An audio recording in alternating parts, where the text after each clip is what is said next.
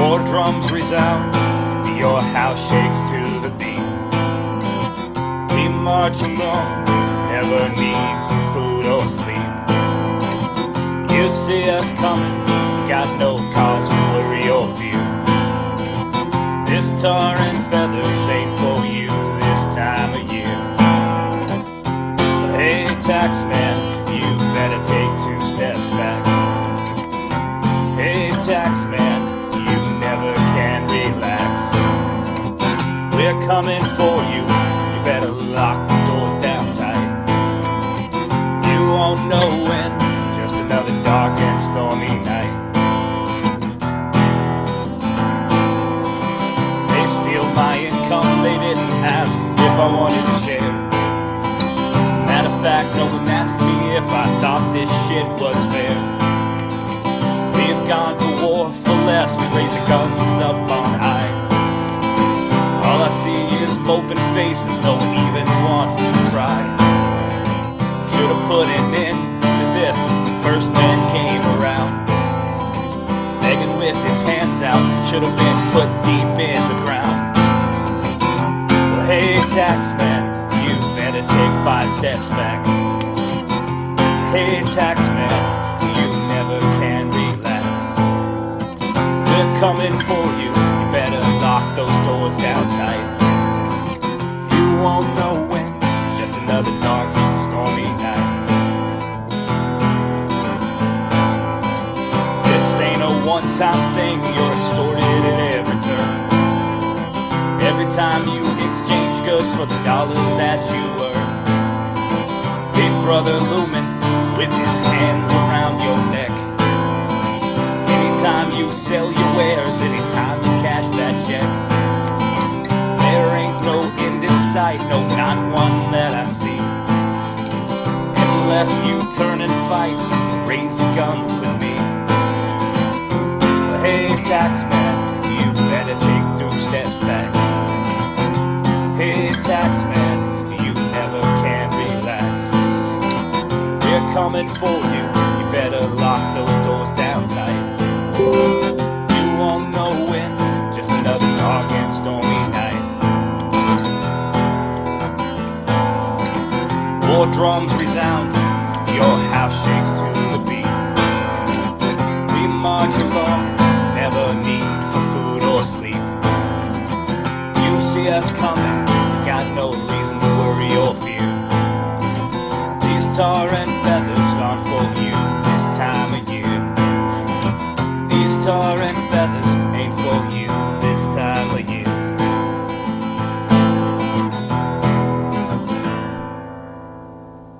Greetings, tactical charity operatives. Welcome back to Anarchast, your home for anarchy on the internet. I will be Patrick Smith. Today I have a lot of really cool people that are going to join us on stream for an act of non-consensual, coercive charity for somebody that we likely all know and love, and it's going to be fun. He doesn't know we're doing it. We found out he needs help, and we're going to help him.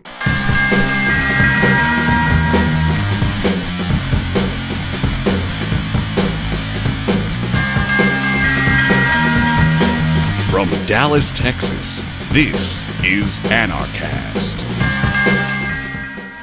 Joining me on the stream thingy today is my good friend Kason. Welcome to the stream. How are you? I am fabulous. I am so glad to be back, baby. Glad to be back on the interwebs. Okay. So the story so far is we found out that Larkin Rose is the target of today's stream.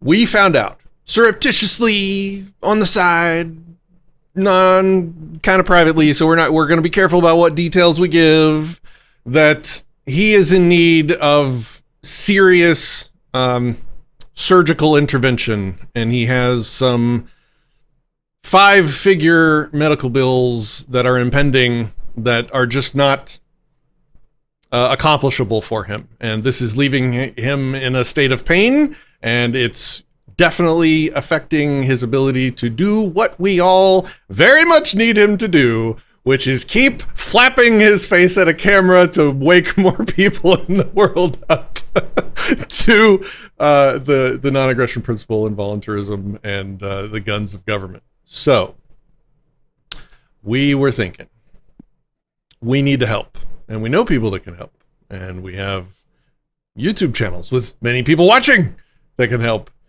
But if we talked to Larkin and we tried to involve him and we said, hey, Larkin, join us, we're going to do a charity stream, he would probably be so embarrassed and just not really down for that. So Kaysen and I have done a lot of work putting together a lot of cool stuff for you guys today to try and secretly, he has no idea we're doing this, raise enough funding to help him get the surgery that he needs.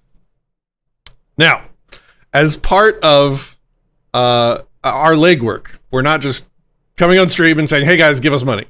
We have already gone ahead. We've located a surgeon through an anarchist contact who is willing to discount potentially services to help us get this done better.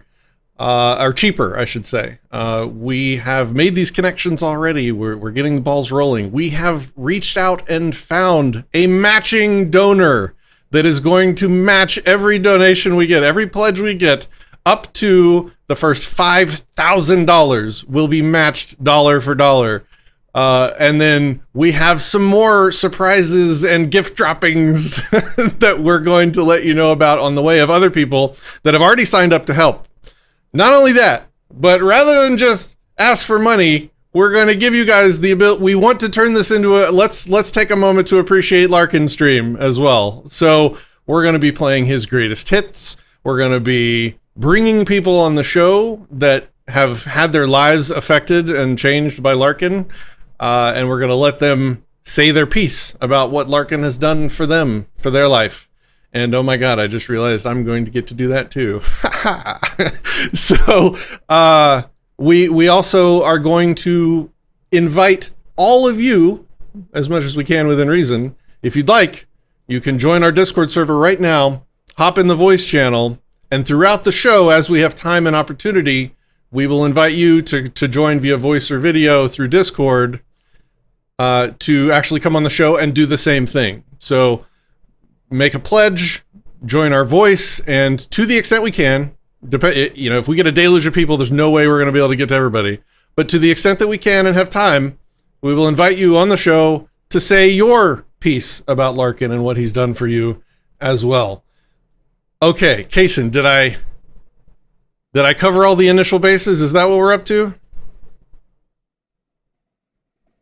The reason why we are calling this the Coercive Charity Pledgmageddon stream is because Larkin currently has no knowledge of this. We have a confederate, we have an ally that is going to attempt to bring him in the fold by the time we have raised sufficient dollars to get this bill taken care of, which is very fascinating. We can jump into the mechanics of this, or we can start with the content. I think we're good either way. Well, I want to say what not to do first. I do not want you guys to super chat the stream through YouTube. They take half of the money, and I am not dealing with Google because there hasn't been enough money in the Google account for this channel to withdraw since I took it over to begin with, but I do not want to have to wrangle Google to get that money through. So if you super chat against my consent, none of that money will go to Larkin. That will probably just be lost in the Google hole. We are going to give you a plethora of options on how to pledge. We're going to be accepting pledges on stream. A pledge is your promise to donate. We're going to take you at your word. When you make a pledge through the website shown at the top of the screen, anarchastsupporters.com/Larkin, it will have a form to fill out. It will be a pledge, a promise to donate.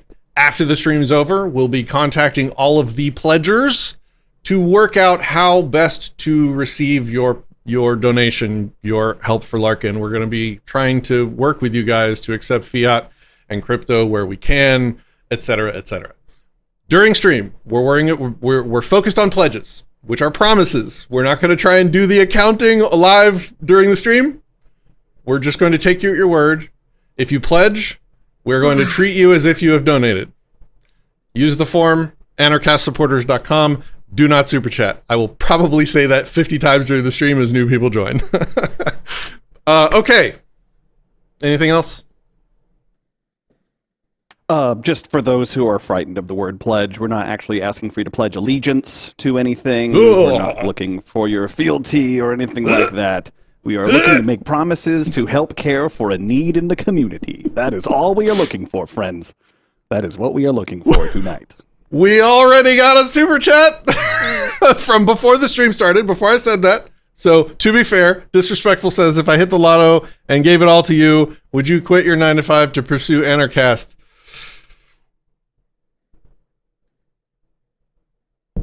Probably not. I really like my job. I love computers and code, and I'm not stopping Anarchast anyway. So would it give me the resources to hire more people to help produce more content? I would absolutely do that. Will I quit my job and do this 9 to 5? No, I love entrepreneurism. I love competing in the free market. Okay, so it's not about me. It's not about me. This is about Larkin and helping people. That's why one of the reasons I'm so excited about this stream is we get to help somebody. We get to come together as anarcho-capitalists and voluntarists and do the good work of voluntary charity. With that said, let's bring on our first guest to tell us what they can about what's going on, because it's important. We're asking you for money. So we're going to bring on Larkin's wife to tell us about, as much as she can within, maintaining medical privacy, what is happening and why we're now going to try and help. Just to be clear, Amanda, Amanda wasn't part of the planning for this. We asked her to come on after we told her secretly what we're going to do. First of all, start by telling us what Larkin thinks is going on right now, and what we're trying to bring him on later under the guise of. That might be a fun place to start. Welcome to the show, Amanda. Hey, everyone. I'm happy to be here. This is really cool to see happening, and I'm going to do my best to not lose my shit crying. So I'm going to just try to talk. And so Larkin right now is in Pennsylvania. He's working. He doesn't know any of this is happening. He's driving back to his house where his daughter's at, and after doing work at the cabin, and he's going to be coming on to talk to Patrick and Kaysen, thinking that there will be, he will think that there is a meeting about the Rose Channel, our website, that we have, like a technical issue maybe or something that he needs to talk to them about. That's all he knows. And he thinks he's going to come on and talk to them, but he doesn't know anything really. He doesn't know that this is happening. This situation arose because I did the thing of venting to a friend who decided that something needed to be done when I vented to him. And that friend was Kaysen Bryden, who you see here with Patrick. And so that's how this started happening. And the issue is just that Larkin has been buried, as a lot of you know, from what the feds put him through years ago, under financial struggles. And as a result, he hasn't been able to tend to his own dire needs. And it's gotten to the point where I can tell that he is in pain. And it's not cancer or anything like that, guys. It's just his face, but it's teeth. And you guys know that's a big deal. He has very bad genes, his whole family has. So this has just kind of been falling apart for years, and he needs a lot of work done, and he's going to need surgery.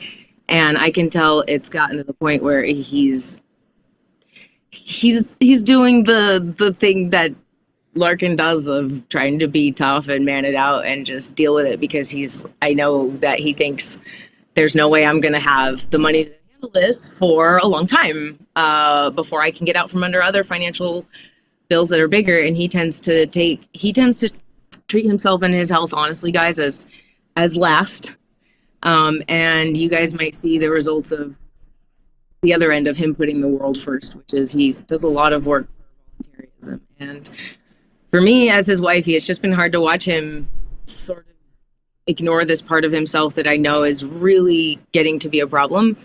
And I can tell now he's in pain, and part of him is even worried about how long how long it's going to be easy to always talk because he's in pain sometimes, or eat. And he should be able to freaking eat without pain, and have enough in his mouth to do what he needs to do that's going on correctly the way it should. And he needs work done. So that is why we're here, to save my sweetie, because he just is the kind of guy that's not going to come asking for this kind of help. And I think you guys who know him well know that I'm right. A lot of you really know him by now, that he's that kind of guy that's like, oh, the world needs saving. There's too many, bigger problems. So I don't need my face. And I'm like, you need your face. So I know the power of people to help. And I thought this community has done a lot of great work. So when Kaysen said this to me, I was like, this feels a little intimidating and like, whoa, but this does probably need to happen, and it can happen this way because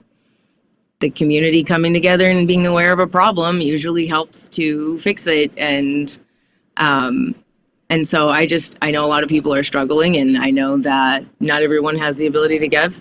And so I just want everyone to know that whatever you give and whatever you can, give it because you all the way can and easily, and give freely because you love Larkin and you want to. And just don't, if you're stressed about money, please don't. We want this to be a fun thing. We want everyone to have a good feeling about this. And Larkin wouldn't want you to give to him if he thought you were putting yourself out too much to do it. So just do what you can, please. I really appreciate everyone being here, and I really love you guys Kaysen and Patrick, for doing this and coming together on this. This is like, this is a big deal for me. So, if you guys want to talk about what Larkin has done for you, I think I've said enough to my friends, and you guys, I've blabbed enough on Facebook, my schmoopy stuff about my man and what I think of him, so everyone knows what he's done for me and how much I love him. But I want to take it to you guys and let you guys tell me what you think of Larkin Rose. Let's do it. All right. So I have posted a link in chat. You guys should all see that now. That's a link to the Anarcast Discord server.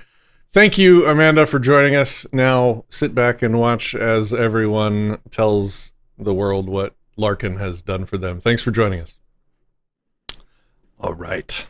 Let us begin. Okay. So I'm excited about this because we're set up to succeed here.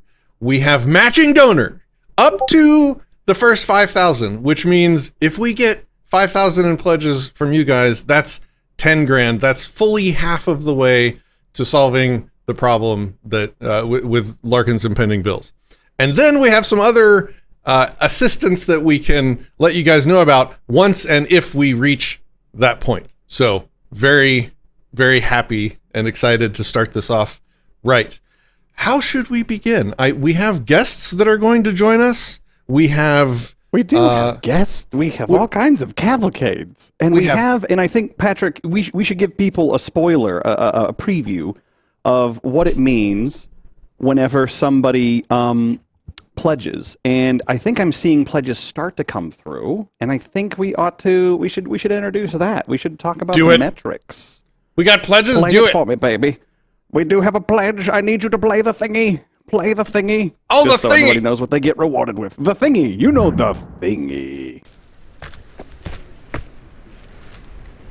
Holy smokes. I love it. I love it. So that's exactly how he would react. And we have our first pledge of the night in. So let me try and put this up. OMG, right? Okay, so welcome to the Coercive Charity Pledgmageddon stream for Larkin Rose. We have our first pledge in from Not Jason. And he pledged $500, so we put it into our fun little calculator. Our donor, our mystery benefactor, is going to match that. So that's $1,000 towards our goal right off the top. And he has a public message, which I will read now for your listening entertainment.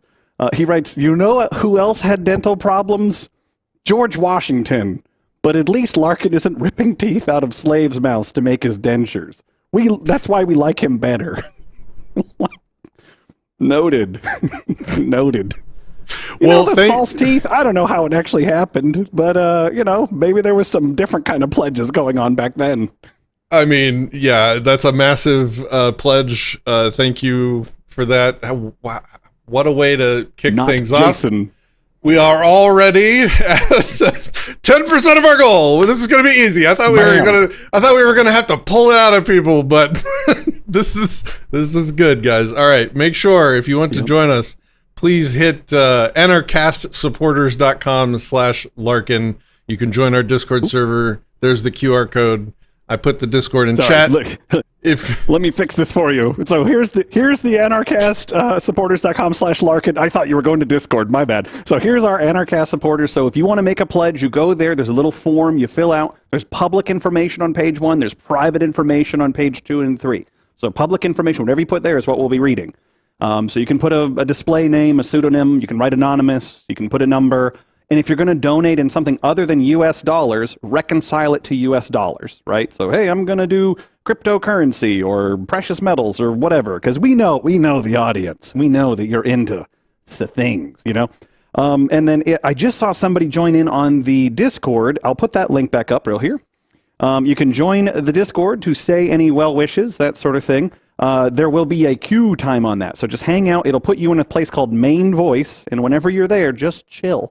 We'll come and get you whenever the time is right. You'll hear my voice. We'll do a little conversation while Patrick does a fun song and dance for everybody who's live, and then we'll bring you over whenever your sound sounds good. So yeah, that's the logistics right now. But I mean, man, what a galloping start to this! Just completely crushing it in the first couple minutes here. Gee willikers, y'all. Amanda, Willikers. If you can close your browser window and then watch the stream on YouTube, we have other guests that are going to be joining on that link. I'd appreciate it. Thank you, Amanda. Yeah, geez, Amanda. How dare you try and tune in? All right, yeah, so join Discord, hop in the main voice channel. That'll let us know you're waiting to come on and say some good stuff about Larkin. Our next guest is coming up.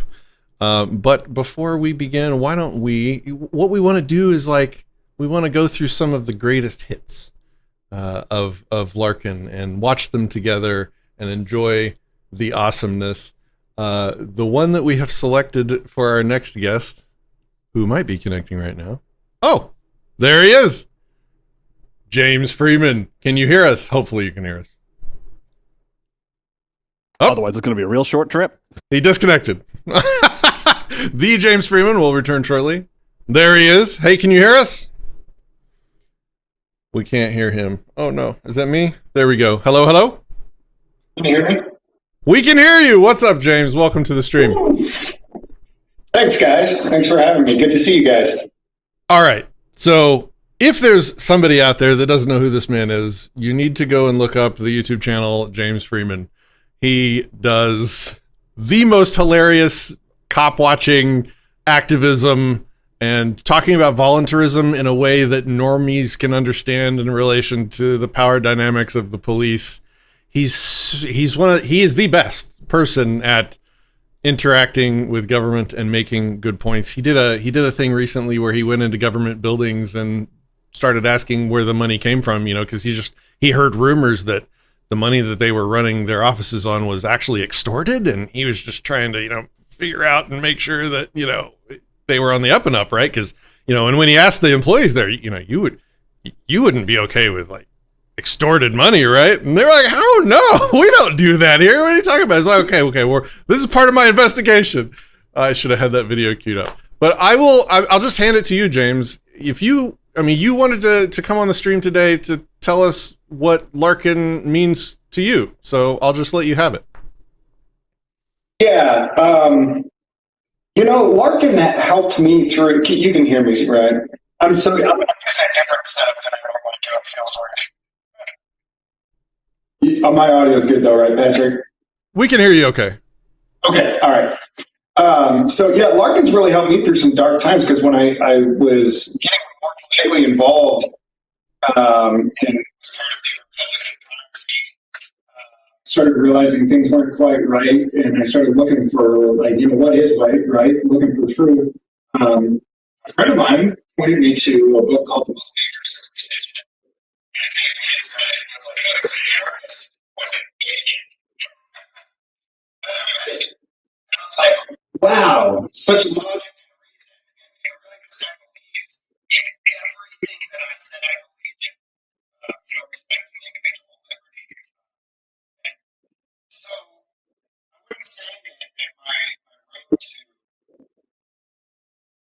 adopting these philosophies was a lot of the videos that I created on my channel, most people don't know this. I said it a few times. The best videos I've ever done were directly inspired by Larkin Rose's book. The specific ones that you're talking about, Patrick, and the ones that have gone viral with tens of millions of views, those are all.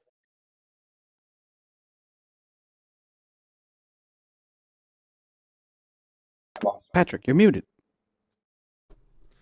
All right, your audio is complete crap, so please close your browser on your phone. I will call you on the phone and route your audio into the stream so that we can hear you better, okay? All right, let's do it that way. Okay. Thanks, James. Yep. Yeah, go ahead and hang up here and we'll call Patrick you. is doing that.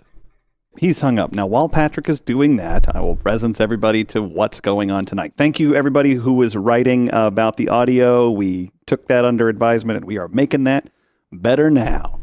So, for those of you who are just tuning in to tonight's Coercive Charity Pledgmageddon stream, you'll know that we are raising funds to pay for some impending bills from Larkin Rose.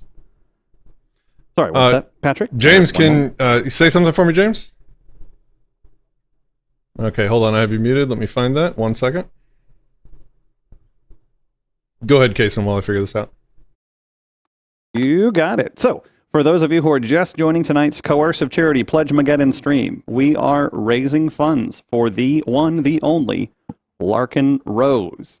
So you can see there's a nice little QR code up here at the top that says pledge support for Larkin Rose. We do not want to use the super chat function because that just feeds the guys out at Google or YouTube. It's all the same thing, right? So for that, you'll go to anarchastsupporters.com/Larkin, where you make a pledge. Is it a pledge of allegiance? Is it an oath of fealty? No, my friends. Instead, it is just a promise of, hey, in the next couple days, I'm going to get this money over to Larkin. We will reach out to everybody who writes a pledge and say, hey, you said that you were going to do this or that, and we will help you get squared away with those. So there's, credit card, debit card, physical check, crypto, precious metals, whatever your vibe is. We have found a way to do it. And for any pledge method that has at least $50 in it, we will do the effort to make sure that that gets there. If not, we'll say, hey, we don't want to do that because, the effort on Larkin et al. Will be too great. Okay? Ready for another test here? Okay, I think about James, that. So I'll also mention... James, say something. Hello? Something. There he is. Okay, we got you now. Hallelujah. So start your piece over. All right, cool. I don't like being on camera anyways. I like this way better. I like putting everyone else on camera against their will in government, but I don't like being on camera myself, so. Perfect. Dude, Larkin's been a huge inspiration in my life. A lot of the stuff that I've done personally has been directly inspired by him. A lot of the stuff that people know James Freeman's YouTube channel for, that's all Larkin Rose, man. I took stuff out of his book, The Most Dangerous Superstition, like certain scenarios, where he says, what if, basically, right? The police do this, and that. What if a regular everyday person tried to do that? And so a lot of the most powerful videos that I've created that have made people think and made them question things were just taken directly from his book. It's all Larkin, man. He teaches principles of truth in such a clean and pure way that it's difficult to even deny it when, in the way that he puts things. So we were talking about a video that you did that had millions of views across all of your platforms, and you had mentioned that it was directly stemming from Larkin's work. Which one was that? That's the one where I'm questioning the cop in the parking lot, Mike Jardine. And again, that came directly from his book. He said, it was something about, how cops will come up and ask you questions like, what are you doing? Where are you coming from? And how, most people seem to think that it's okay when a cop does it. But have you ever thought about how insane it would look or sound if a regular person did that to somebody else. And I said, I bet that would look pretty crazy, wouldn't it? And tens of millions of people agreed. It actually got somewhere between 50 and 100 million views on Facebook platforms. It got 10 million views on YouTube. And man, that's what principles of truth do. Like, it resonates with people. People recognize it. So I want to play that one for everybody after you're done with your call. What would I look that up with? If you go to my channel, it's actually like the pinned video. Okay, I'll find it. So it's right on the home page. Or if you go to my channel and go to top videos, that's going to be the top video. All right, I found it already. All right, we'll watch that afterwards. Yeah, so it is important for people to realize that when they're donating today to help give Larkin his mouth back, that it's kind of an important mouth, because we have smaller YouTube channels here, but the messages that he puts out there in his books and in his videos are force multiplied many times over by other people that follow him. And so we need to keep that mouth flapping and we need to keep those hands writing. Yeah. Is there anything else that you'd like to say, James, before we're going to watch your 3-minute clip inspired by Larkin and then move on? No, that's all I got, man. I love Larkin. I'm going to pledge $100. I'm not sure. I'll jump online and do it through the portal. Yes, please. Yeah, guys, please. I mean, I don't actually do fundraisers on my channel. Most people know that. I usually don't jump in on fundraisers. This was one that as soon as Patrick told me about, I said, dude, we got to help this guy. There's nobody who's more deserving and in need of help that's done so much for all of us. I love the man. And so that's all I got. Thanks, Patrick. Thank you so much, James. We'll talk to you soon. All right. Bye. Bye. All right, guys. Beautiful. All the links are on the screen. anarchastsupporters.com/Larkin. Join our Discord if you have something that you'd like to say to people. We'll see you in main voice and pull you in. And now we're going to enjoy watching this little 3-minute clip inspired by Larkin that has now, I mean, on YouTube alone, you guys can see right here, 10 million views. And this wakes people up. Are you with somebody in particular? Or? Just me. Watching you take pictures of our parking lot. What's this about? Is that a problem? Yeah, this is a police law enforcement parking lot. Yeah, it is a problem. Oh. Who are you?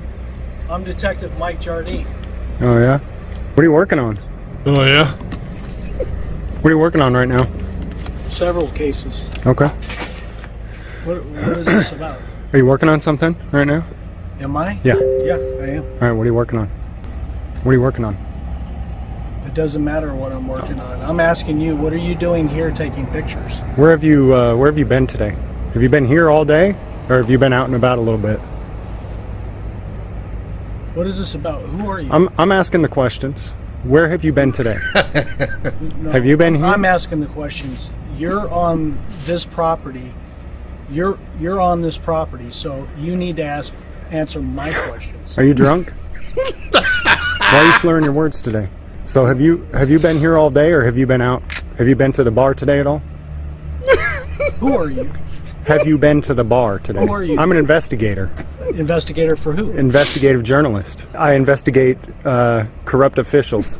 So I'm wondering, where have you been today? Have you been here all day, or have you been out at the bar at all? Working on a fraud case. That's Okay. where I've been. Okay. Have you been to the bar at all today? No. Okay. I'm You got any drugs on you? Have you used any drugs today? What a ridiculous question. That's not a ridiculous question. Do you know where he's been today?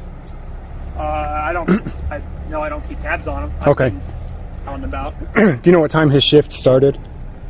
None off the top of my head. Okay. Does he usually drink on the job, or no? No. Not that anybody knows of for sure. Have you guys ever breathalyzed him while he's been on the job? Would you submit to a breathalyzer for me right now? You're ridiculous. You know that? You've got about 5 minutes to get out of here right now. Or what? Or what? You're on my property. This isn't your property. It is. Shut the hell up. Get out of here now. What'd you say? I said shut up and get out of here. No, you get out of here now. Hey, you better get your boy. Get your butt back in your office and do your job. You shut up and get out of here. You get your butt back in your office and do your job. No. You quit drinking on the job. You understand me? Whatever. You punk ass. You get your ass back in there. You don't look back here again. And then he does, because he doesn't want to be told what to do. I'll be watching you. You are now under investigation. To be clear, it has not been proven that Detective Mike Jardine is or was drinking on the job. Oh man. If you guys don't subscribe to James Freeman, you need to do so immediately. He's been putting out some really good stuff lately where he does those investigations I was talking about where he goes in and, it's like, I hear there's extorted funds being used around here. It's really, really good stuff. And he literally just told us that a lot of his work was inspired by Larkin. So tens of millions of people are seeing messages that were inspired by Larkin. So let's help Larkin keep inspiring people. Oh man. Whew. I'm actually teared up. It's just so funny. Okay, so the next thing that we can do, Kaysen, did you have something? Yes. I need a minute to make sure that these are all right. Give me a second to calculate the things that I'm seeing come through, please. Please continue to talk to the people. This will take a bit to do the back of the napkin math. Okay. That is Kaysen's happy face. So, okay, I'm excited. You will need to play the effect. You will need to play the effect, sir. Now? Okay. Yeah, go ahead.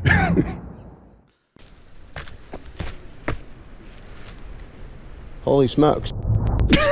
And holy smokes is right. I'm going to read these. I cannot actually put them in the bar. I'm going to just read these multiples that have just come through on my end. Oh, really? Buckle up, Buttercup. Okay. Make sure I'm going to read the right names. Kenneth pledges $500. He says, this is, if not the most important thing in the world, one of them. Kenneth. Damien. Big baller Kenneth. Thank you, Kenneth. Wow. Hell yeah. Kenneth coming in with $500. Damien writes, love you, Larkin, and pledges $100. Holy crap. Shadow Warden 99 comes in with $250. Bear in mind, all of these donations are being matched. All of these donations are being matched 1-to-1. So we're getting close here. Moose, buckle up, Patrick. Moose comes in and he says, people ask who will help those in need without Guberment, Guberment. As they say, actions speak louder than words. Moose dropped $1,000. He's pledged $1,000 to help Larkin with his impending medical bills. Okay. All right. So I'm so excited for whenever Larkin learns about these things. I thought this stream was going to be like 3 hours long, but it looks like, guys, if you want to say something good about Larkin, you better act fast. You better move. We're almost done here. What are we up to? What's the total? Do you have that yet? Crazy. Hang on. There's still more to read, sir. Go ahead. Play the Holy Smokes a couple more times. Play the Holy Smokes. Thank you. Well, thank you, Moose. Thank you, everybody. This is crazy. Holy crap. Holy smokes. Okay. We got to do it again for the next one. All right, yeah. Okay. Sure. Holy smokes. Okay. One for Moose. Yep, we gotta get Moose. This is Moose's. Holy smokes. So that was Kenneth, Damien, and Moose. We still need one for Shadow Warden 99. We need another one of those. It's a funny many times, not a funny once. That's right, Mike. Holy smokes. Okay. Oh, wow. Goodness gracious. Okay, so now I'll give you the next one, and then we'll get a Holy Smokes in each time. Okay. So we have an anonymous donor. Okay. Who writes, "You are one of the most influential voices, Larkin. You are one of the most influential voices that helped me realize I was an anarchist many years ago. Also, I loved your movie too, and I wish you the best. Anonymous comes in with a $50 donation. Holy smokes! Thank you, Anonymous. Thank you. And we got one more. Give me that. Give me it, baby. Do it. Holy smokes. All right. This is from Christian. We know Christian. Christian writes, let me get my reading glasses on here. He writes, I am on the road right now, but I had to pull over to write this just to make sure that I got it right. Larkin is not only an important figure for the liberty movement, but a good person to his core. I envy his ability to stand up for the principles he so virulently advocates for and hope to live up to the standard that he has set. This is my small way of showing appreciation, not just for what he's done, but for who he is.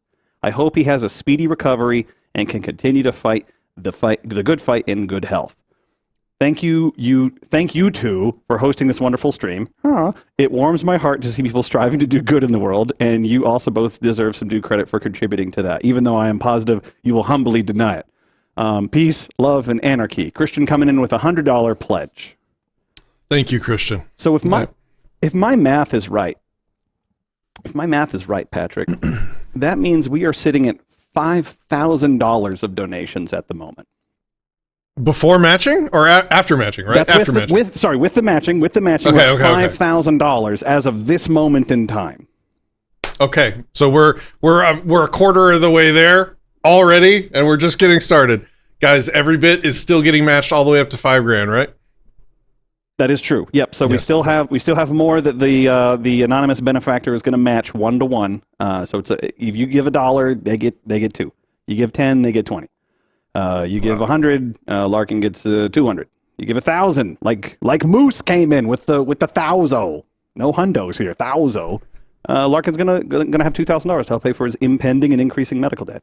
Can we get W's in chat for all these amazing donors that just busted out the money? Thank you very much. I'm Wing in chat right now. Here's a W. Boom. All right. And for those who are just coming in, welcome to the Coercive Charity Pledgmageddon stream. Patrick and I were hosting a thing. You know those donation drives where it's like, you too could save a person from this horrible fate. If only you would pick up the phone and call and give us your credit card information. We're kind of doing that, but kind of not. It's a little bit different. So if you go to the yellow little square thing up there, up above Patrick's beautiful head. Yeah, there he is. He's looking right at it. You can pledge support for Larkin Rose. He's got some impending and increasing medical challenges up and coming. You can read about it there. 2 things. One, do not super chat. Super chat's bad because the big tech companies are going to take a big bite out of that. We don't want any of that. So a pledge, we're not doing any of the accounting. We're not hoovering money out of anybody's accounts tonight. Right now, you're just saying, hey, this is who I am. This is what I'm willing to pledge. There's a public portion on page 1. There's a public portion on page 1 where you say, what do you want to say? Like we've been reading the messages. How much do you want to pledge? And do you want to have your name there? You can just write anonymous, and that's totally fine too. Okay. Now, on the next page is some private stuff. You can then write a message to Larkin, so whenever he's in recovery from this, he can read some well wishes and that sort of thing. And then also there is the how should we reach you by email, what's your actual name that we should address you by, and how do you intend to donate to Larkin. But you don't have to worry about any of the logistics tonight. Right now, you just say, hey, I'm pledging my support to help out Larkin Rose with his impending medical bills. Now, for those of you who are also just joining, at some point, we're going to go to those who want to say some well wishes, to share what their favorite thing about Larkin is or how Larkin has impacted their life. You can join the Discord chat right up here. You can scan the QR code on your phone, or you can type in that. It is case sensitive. It's kind of annoying, but that's what you need. So I'll leave that up for a little bit there. So yeah. And, the great idea. Shadow Warden wrote in, you may want a pinned comment on not using super chats. That is a great idea. Shadow Warden, maybe Patrick can help out with that because I don't have fingers. Yes, Performance very contradiction. Good. Yes, very good, my friend. So, yes. Okay, I'm a little behind. What a breath of fresh air. Yeah, that's crazy. I see Moose in a voice channel. If you want to maybe pop down there and ask him if he actually wanted to come on to say a few words with his massive donation. That would be cool. He gets priority. He can be number one. Let me disappear for a bit. Goodbye. Yes, and I also want to hear some suggestions in chat about your favorite video from Larkin that maybe woke you up the most or was like, wow, that's an eye-opener. I want to hear it, and maybe we'll play a couple of his greatest hits. And I have some button clicking to do because I'm being blown away here, folks. This is so heartwarming. In the meantime, let's watch one of my favorite of Larkin's, The Tiny Dot. Time, there were 100 million people. They had different interests, different beliefs, different occupations, but for the most part, they got along pretty well. Then one day, a gang of a few hundred people showed up. Need to zoom in some more to see them. I know they're there somewhere. Zoom in. There they are.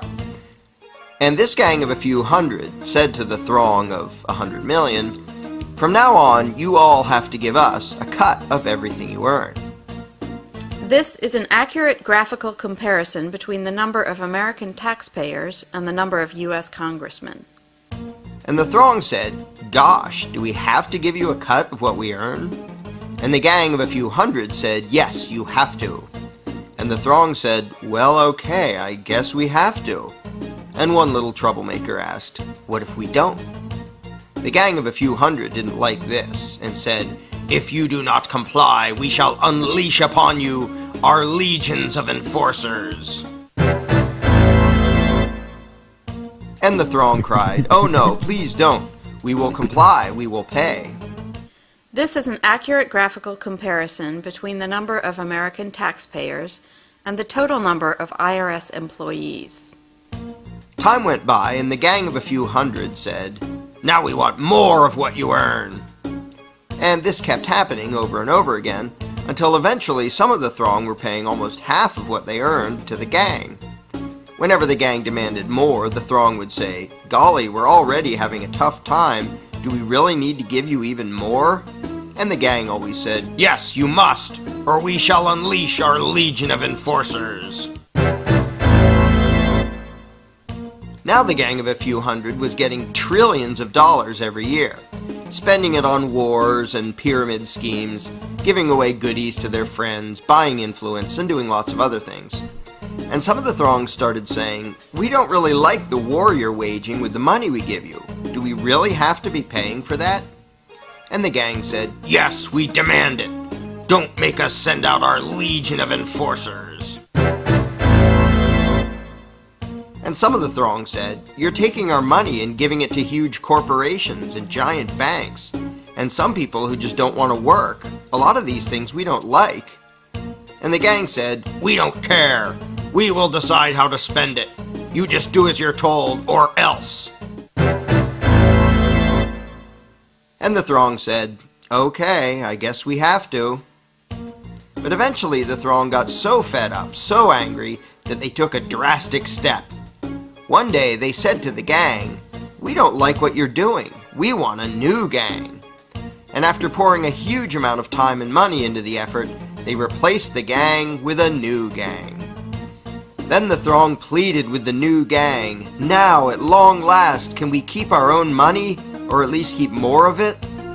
And the new gang said, "Sorry, but after much discussion, we've decided that you can't. You have to keep giving us what you've been giving, in fact, a little bit more than before." The throng was distraught and said, "This is dreadful. But after all, what choice do we have? I mean, they say we must comply, and they have that scary legion of enforcers. We're powerless against them. We'd better just do as we're told." So they did as they were told, got poorer and poorer, and lived miserably ever after. But after all, what else could they have done?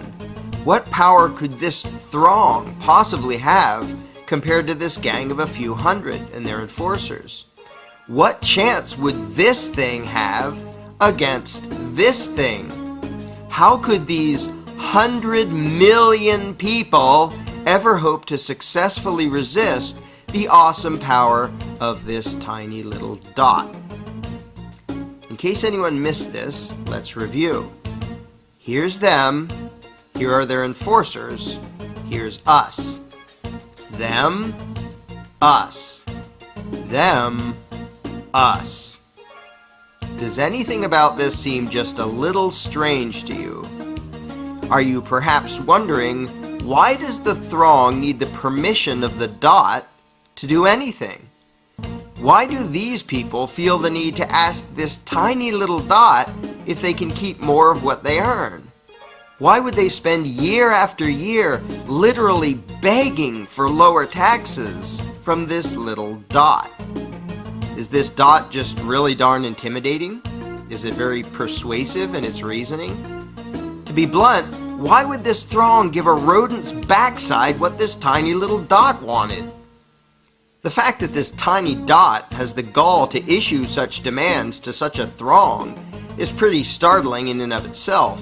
But what is far more amazing is that the throng obeys this minuscule little parasitic gang of control freaks. What could possibly explain this?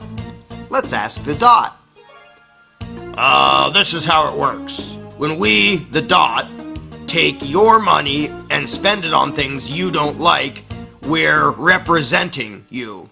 In fact, though you're not allowed to actually keep your own money, you're allowed to decide which little dot will steal half of what you earn. So that really means that you're in charge and that you're agreeing to give us your money. In fact, we, the dot, are serving you when we take your money and spend it on things you don't like.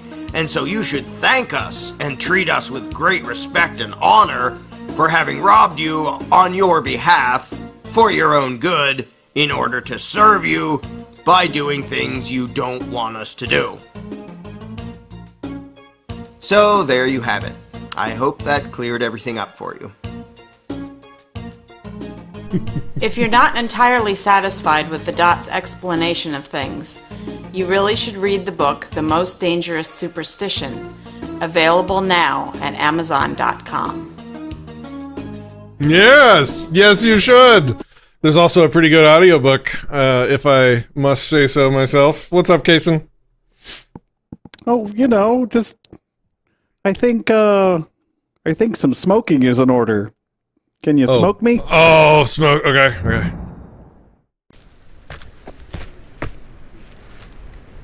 Holy smokes. Holy smokes is What happened? right. Holy What happened? smokes is right. Hang on. It's gonna be okay. No, I want to know We're gonna now. Get through this together. We're gonna get through this together. Here, let me just hit this button right here. Womp. Holy crap. All right. Holy crap. Okay, so this was multiple or one? This is multiples. Okay. So Each one. let me make sure I'm reading everybody's things here. Okay. EPH donates or pledges $20. Okay. Thank you, EPH. With no message, so no worries there. ANCAP Cop Watch. Holy smokes. Everybody gets their Larkin holy smokes. That is a rule, okay? I will slow down. Yes, I will slow down. So up next, we have ANCAP Cop Watch, who writes, "It's not much, but it's what I can afford, and that's okay." He pledges $20 to taking care of Larkin. $20 is infinitely more than zero, ANCAP Cop Watch. So, holy smokes for you. We got another one, Patrick. Hit me with a holy smoke. Thank you, ANCAP.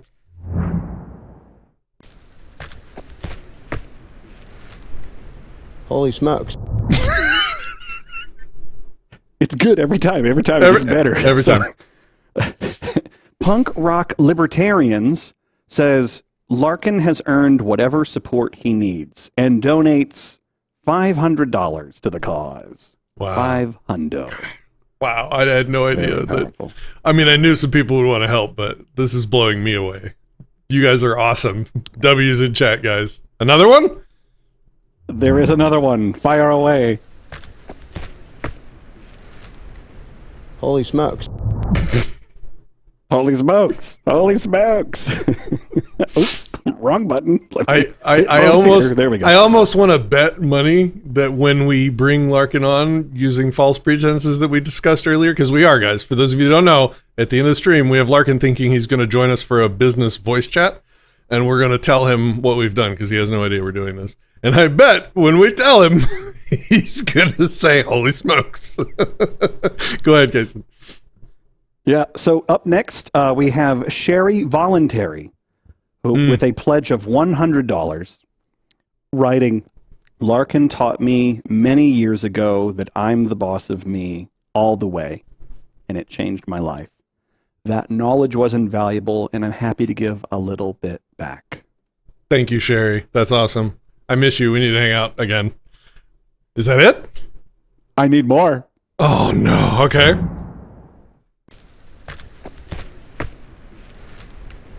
Holy smokes.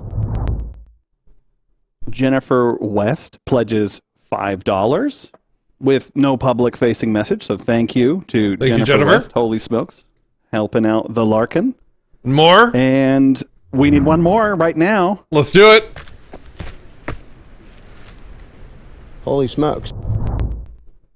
Holy smokes indeed. Before I read this one, I'll just point out up above Patrick's beautiful head, there is a yellow QR code that you can scan, or you can go to the website below if you want to pledge. Pledge does not mean transfer money. Pledge means a promise to transfer money to Larkin. We will be reaching out to everybody after the stream. I'm just going to keep hitting that logistic for anybody who's coming in a little bit later to the party, okay? Anonymous writes, "Thank you, Larkin. Wishing you the highest and best," with a purple heart emoji to the tune of 10 USD. Ooh. Yes, thank you. Haha. I thought that was it. I need another one. Give me another one. Holy smokes. Holy smokes is right. We got another anonymous donation, this one with a red heart emoji for 50 USD for an anonymous donor. So thank you, anonymous donor. I see you. I see you. I see you. Wow, thank you. My mother is in chat. And she typed anonymous, but I'm sorry, Mom. You typed it in chat so everybody sees. That is my mother. Thank you, Mom. I love you very much. She has pledged $20, and I will definitely help you with that tomorrow. Thank you very much. So that's 20. Put that on the pledge chart if you don't mind. Yeah, I can add that on my end, just because we do have a donor that's matching the first $5,000.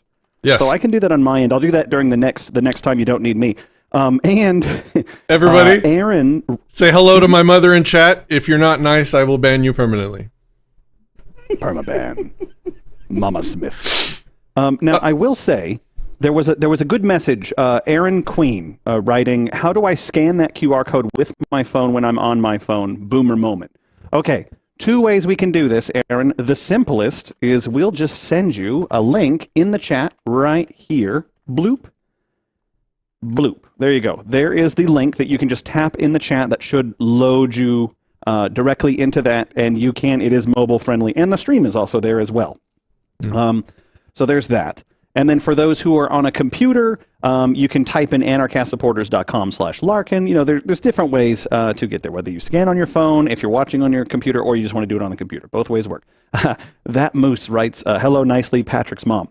Now, Patrick, earlier I spoke with Moose and had a brief conversation with him. He doesn't want to hop on live, but he did have a message. And for $1,000 pledged, he gets the floor. So it is 4 sentences, but I think it's an important 4 sentences. Yeah, do it. He says, "This is a belief that I have. I believe if you feed everyone, you are one step closer to world peace. Now, whenever it comes to one conversation at a time, you're one step closer to world peace. And Larkin is the epitome of that. Being able to have those important conversations that move somebody from a place of, I'm going to surrender my autonomy to the authorities that may be, and instead I'm going to reclaim that autonomy. Instead I will lead myself. Instead I will, as Sherry writes, be the boss of me, right? So very cool. Thank you, Moose. That's awesome. Okay, everyone, we have a special guest. You might have heard of a movie that came out recently called The Jones Plantation. Joining us today, we have the producer of The Jones Plantation, also the producer of Barnum World, I believe something he's released more recently. Welcome to the stream, Andrew Trelia. How are you, sir? Hey, guys. Thanks for having me. Thanks for sitting and watching, you guys. This is a really cool thing you're doing. You guys are good friends. Dude, thank you for showing up for Larkin. It's awesome. Yeah. So I wanted to like bring people on and give them a chance to, say what they want to say about Larkin, how he's maybe affected you or changed your life or, anything you want to say. The floor is yours. Give that prick his money so he can fix his mouth. All right, short and sweet. Give the prick the money. Okay. It's ironic that this is happening today because, and I'm not trying to make this about me. I have a point. The Barnum World film, like we gave that away as part of the Indiegogo. It's on YouTube, at least for now, and a bunch of the other platforms. But I'm like right now going through like financial Armageddon, and I was like, this is ironic that this is happening today with Larkin, where he needs money for something as important as your mouth. And I just think it's really important. This is a really hard life, and I know Larkin and me and you, we all do different things, but it's a hard life living in this control system and trying to, speak up, speak out, and we got to help each other out. And, if you can afford it, and it looks like you guys are doing a great job. Looks like it's been a really successful campaign, which is really cool.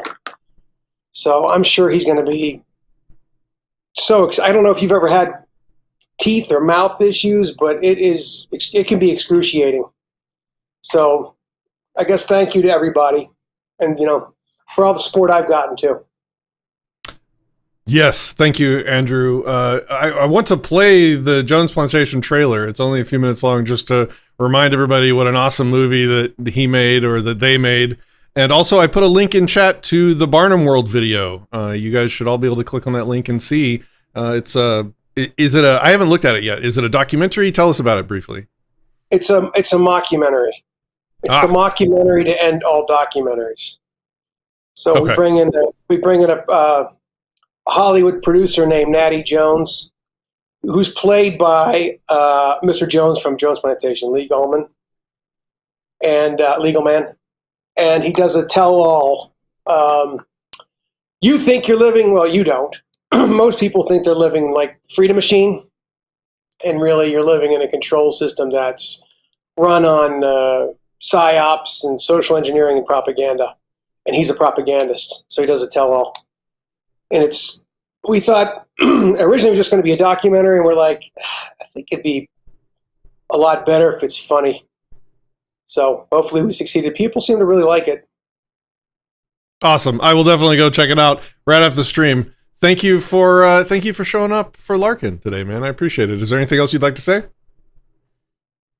No, I don't know. I mean, you can ask me any questions. I'm just here to support the guy, and hopefully he gets what he needs. He's always been there for me, and for my projects and stuff, and so I'll do what little I can. Yeah, he likes embarrassing me with way too many compliments. That's the most irritating thing I can think to say about Larkin.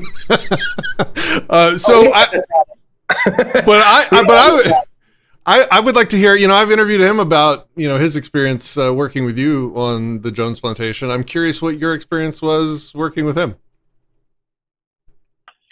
Well, I directed the film, and so the one good thing was that he wrote the first version of the script, and then we passed it back and forth, and then we went into production. And when we got into production, it was warm bodies and the reality of being in the production, and we had to make a lot of changes to the script, and it was really hard for him because he's a writer, right? But once he saw the film, he actually went out and made a video and was like, not only was it better, but they were right. And I think I've always respected him for doing that. That showed that he had integrity. And he's always had integrity. integrity. Go ahead. I'm sorry. No, it's fine. I've seen, I don't know who's in control of the Jones Plantation Twitter account, but I've seen over the past year, just constantly, like, something will happen in real life, and whoever's running that account will post a clip from the movie and be like, hey, look, same thing, guys. Same thing. We told this story already, and you guys are still getting fooled by it. What's going on? Well, they ever learn? That's what Berwick was saying, is like, when you're out in the world, you see, Jones Plantation. In fact, the tagline for the film is "We all live on Jones Plantation." Yeah. I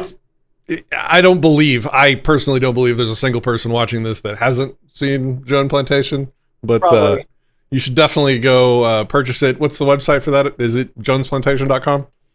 jonesplantationfilm.com. If they prefer, they can. It's on like Prime and Apple TV, and it might even be on Tubi with commercials, which I don't recommend. But if you're not sure you want to pay for it, you can watch it there. There's a bunch of platforms it's on. Mr. Trelia? Our website would be the best, but sorry, go ahead. I cut you off again. No, I cut you off. You were talking. Okay. We prefer the website. I just want to go to watch it. Awesome. Mr. Trelia, I appreciate you joining us today. Thanks for showing up for Larkin, and we will let you go. I'm going to play the Jones Plantation trailer, and we will continue working towards our goals. Thanks for coming on, man. Okay, like I said, you guys are good friends, man. Good job. Hey, you should provide yourself for him. You know what I mean? Dude, if a day comes where I need help, I know that Larkin's going to assassinate me with some kind of charity thing too. So we're just doing what we need to do. Definitely foxhole friends. So good job. Thank you, sir. Talk to you soon. Thanks for having me. Bye. Bye. All right. That's awesome. So many cool people. Okay. Let's just watch this trailer. It's a few minutes long. Let's do this.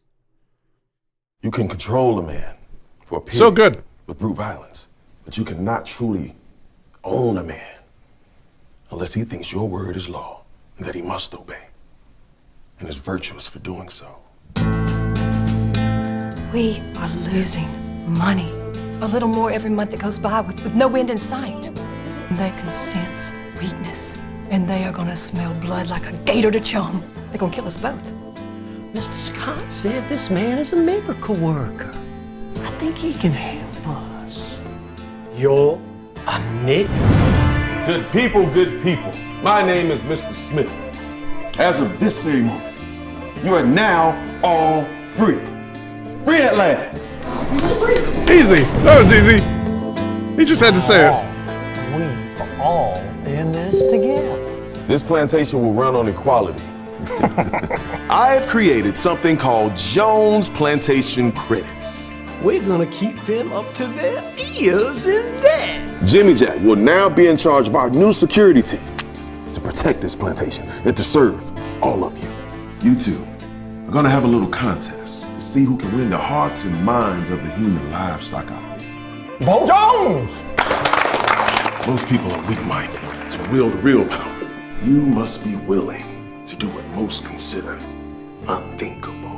What most people consider to be unthinkable is that men like you even exist. That's our greatest advantage.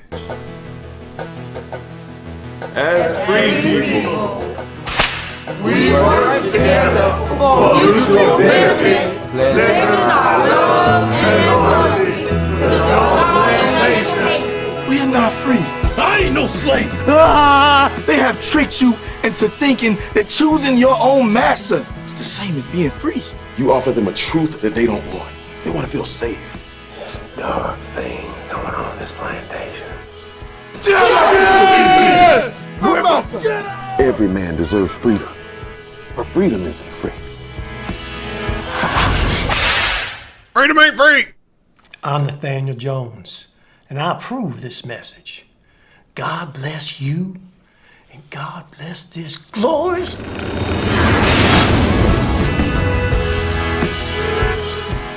Toodaloo. So we have a guy, Larkin, who has worked 4 decades of his lifespan to create stuff like this, stories like these, that then go on to get so many people interested in them that people come along and want to turn them into actual movies. And then movies get made that go on to reach millions of people. The man needs surgery, and we're going to make it possible because that's what he deserves. He has worked for it, and we are. Man, we're like well on the way. Kason, are you there? How we doing here? I'm back, baby. I'm back. For some reason, I was disconnected, but now... Oh, no. We are back in action. Okay, so, Mr. Patrick, I lost you for the past minute, but have you played Holy Smokes? Because I'm going to need you to play a Holy Smokes for me. Hopefully we didn't lose anybody else. Hopefully... I haven't heard any complaints. No, it's still on YouTube. It was our call. It was our call. Okay. YouTube still went the whole time. Yeah, I got you back. Boom. Holy smokes. Holy smokes indeed. So this is from Sergey with a $50 pledge for Larkin. So thank you, Sergey. And we're going to need another Holy Smokes here. Oh, no. Okay. Hold on real quick. ANCAP did a very good thing that we forgot to ask people to do. ANCAP posted the link on his YouTube channel and his socials. Guys, we're going to be here 2 more hours or until we hit our goal. If you want to help us out, if you want to help the stream out and help the effort to raise this money out, grab the link to this video, post it on your socials, ask people to watch and pledge so that we can hit our goal. We are going to do it. When we first started, I was like, I don't know how much we're going to do, but we are kicking butt. So thank you guys. Please share this video. Okay.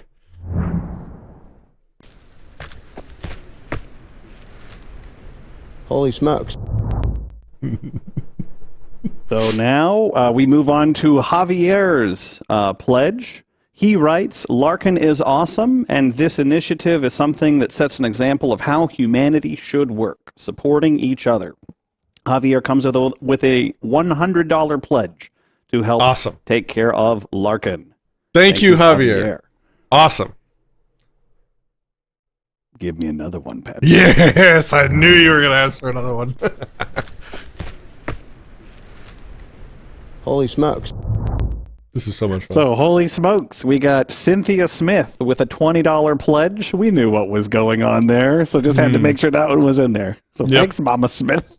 Yes, thank you. And Patrick, hold on, buckle up your seatbelts and give me another one.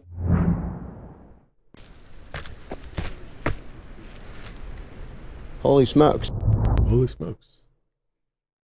Ori Main writes, husband and I been huge fans. Any way to help support, and a strength emoji and a strong muscle emoji coming in with $500 on the pledge. Dude, have we hit the match limit yet? Are we close? Wait, I'll let you know where we're at the end of this run, because I'm gonna need another one. Call me DJ Khaled. Holy smokes. Oh boy, here we go. Mark Mareska. Larkin, you are an inspiration. A human white pill coming in with $200 on the pledge. Holy cannoli. That is a big white pill, Mark. Thank you. It was a pleasure interviewing you when we chatted, and I look forward to talking more. You are an inspiration yourself, sir.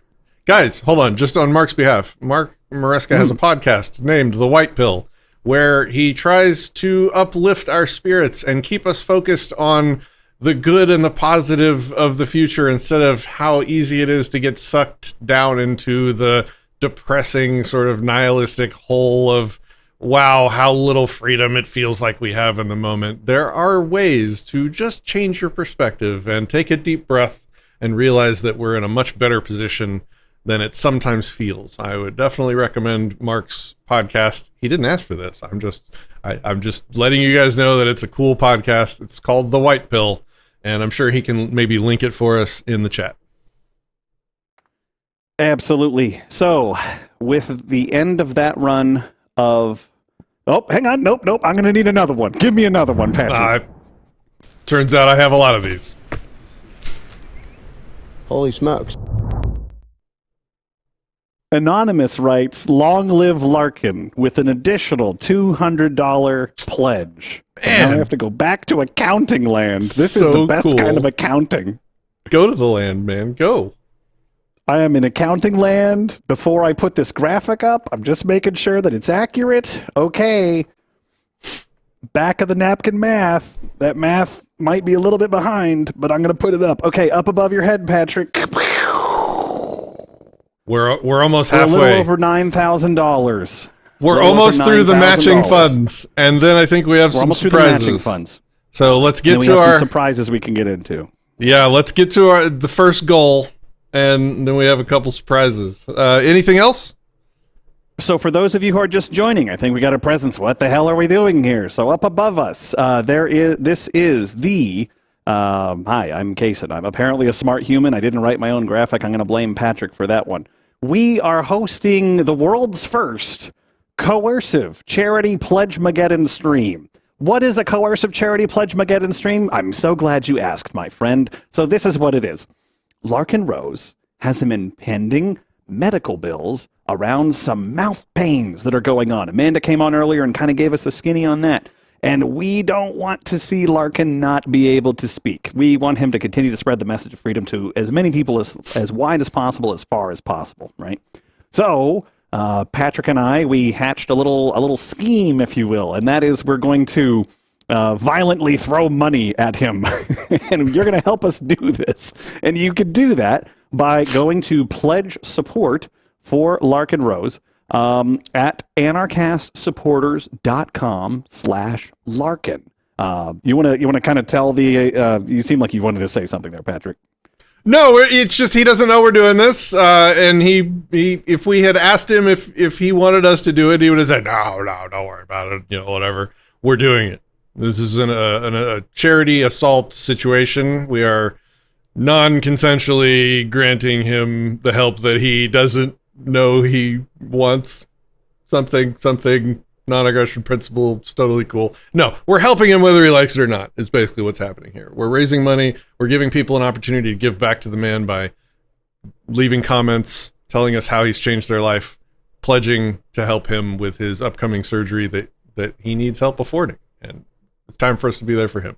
That's why I was smiling. I'm just so happy people are showing up for this. This is great.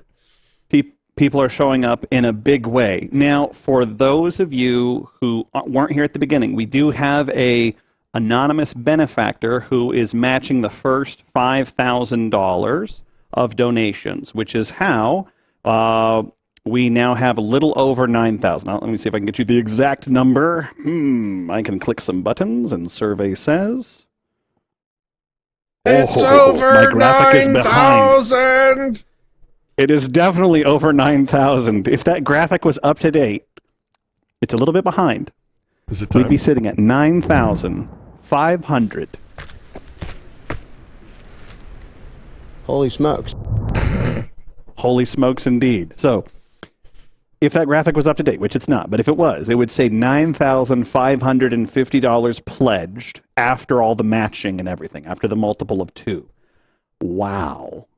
Wow. And I mean, how old is this stream? Not that old. We've been going for an hour, got another hour and change to go. Yep, we're just over an hour. Imagining the good work that is being done by all those in ANCAP land, supporting those that came before. So this is good. All right. Well, thank you. It's me, the guy, 77 minutes. We have more guests coming up. But in the meantime, I was going through and asking people that, especially the people that were coming on, what their favorite Larkin video was, so that we could, have a little sampling. And one of our next upcoming guests picked this video. Give me a moment here, and I will share it.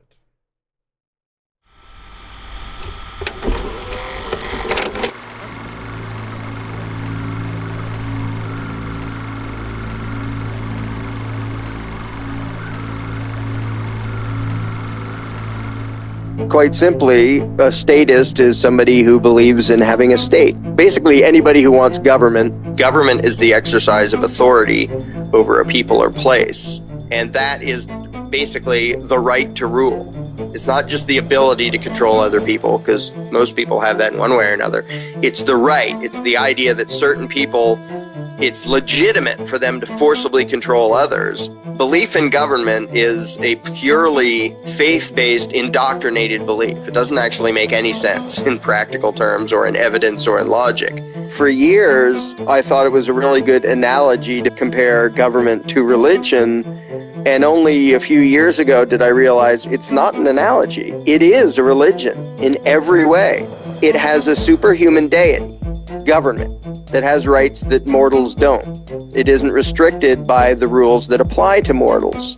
It issues commands, and if you disobey, you're a sinner, and you deserve to be punished. The faithful, the true believers, they have great faith in these bizarre rituals, elections and legislation and appointments, and they dress up and then they say, ta-da, now I represent government.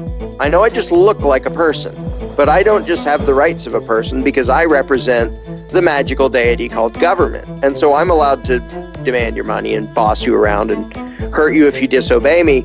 I'm acting on behalf of government, and it has commandments called laws. And these laws aren't just the threats of humans. They are decrees from something superhuman.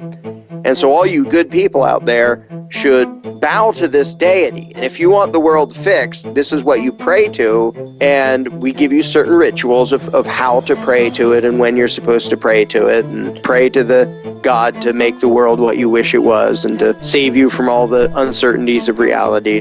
The doctrine people are taught is just patently absurd. And a bunch of examples of that are like consent of the governed.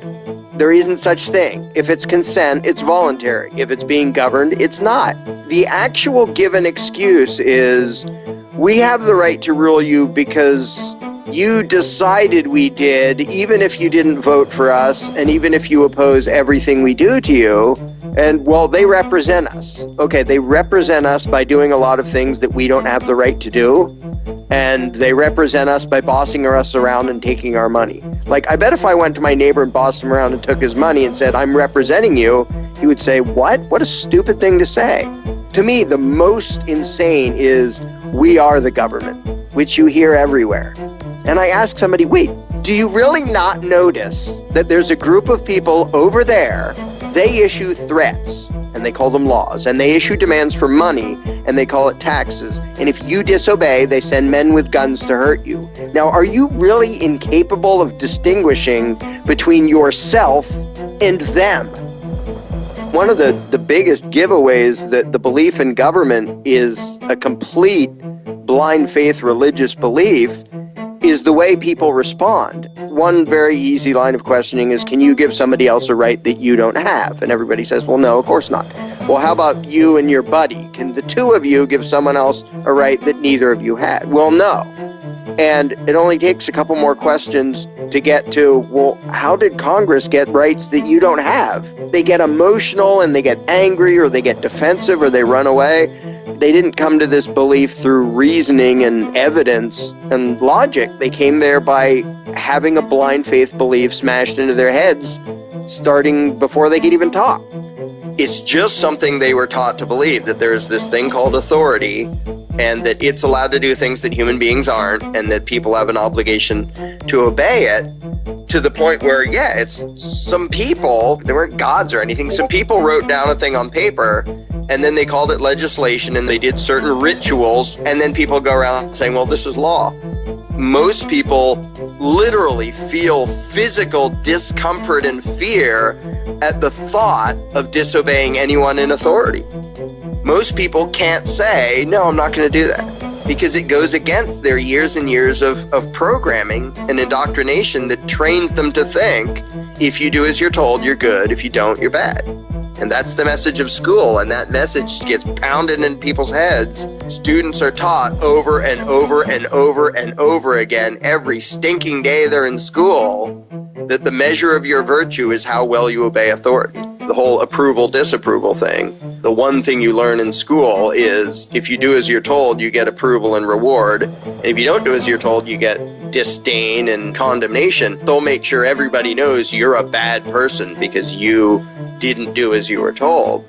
The belief in authority leads everybody, good people, bad people, everything in between, to advocate and do things they wouldn't otherwise do, bad things they wouldn't otherwise do, including cops, because the cops really and truly believe that they have the right to do things that I don't have the right to do and you don't have the right to do.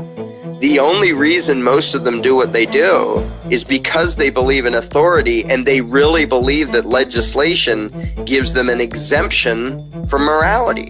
So that when they do something and someone says, hey, what you're doing is bad, hey, I don't make the law, I just enforce it. I'm not responsible for my actions, I'm just a tool of some weird thing somewhere else called government. You can't blame me for what I am personally doing because I'm not really doing it. As loony as that is, that's what most of them will say whenever somebody says, hey, what you're doing is wrong. It's not okay to, it's not okay to lock people up for smoking marijuana. It's not okay, all the ways in which quote unquote law enforcement initiates violence against nonviolent people. And if you bring that up to them, they literally talk as if they didn't do it. The only reason they do that is because they were taught the lie of authority and government and law along with everyone else, and then they were told, you're just a tool of the thing called law, and that makes it so you have rights that other people don't have. So you don't have to feel bad about physically assaulting nonviolent people because the law says it's okay. It really is just permission to ignore your conscience by saying you have rights that other people don't. You don't have the right to tell other people what habit to have on your own. You don't have the right to go and extort people on your own. But once you're law enforcement, then not only is it okay, it's noble and great to go around robbing people and bossing them around. That is the biggest danger of the belief in authority. It tricks good people into condoning or doing really nasty, horrible, violent things because they think, well, this is okay if government and authority does it. They are raised by their parents, by the school, by the government, by the culture, by all the authoritarian messages built into everything to think that obedience is a virtue. And when you raise the culture to think that, and you get one nasty psycho at the top who says, hey, go do bad stuff, people say, well, I have to follow orders. I have to obey the law. I have to do as I'm told because that's a virtue. And then good people march off and do evil stuff. I'm not scared of the Maos and the Stalins and the Hitlers. I'm scared of the thousands or millions of people that hallucinate them to be authority and so do their bidding and pay for their empires and carry out their orders. I don't care if there's one loony with a stupid mustache. He is not a threat if the people do not believe in authority.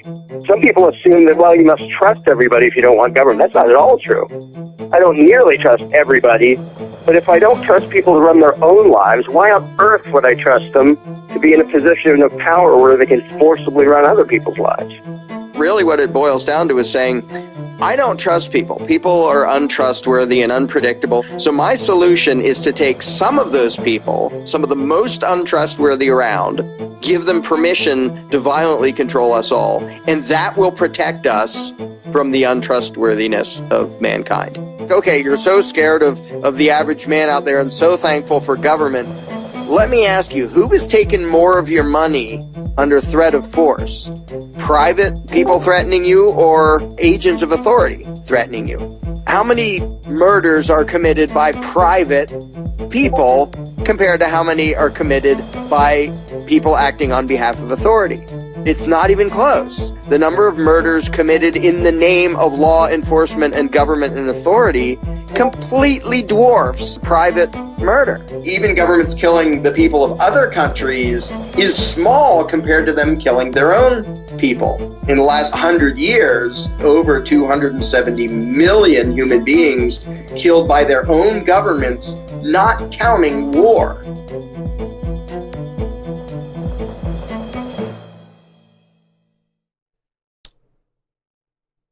Man, I could just sit here with you guys and just watch Larkin videos for the next couple hours. I'm fine with that. I'm good with that. But we have important things to get to. What's up, Kason? Do we have any updates? Yeah, we do. We do. Can you hit me with one of those, my guy? One of these.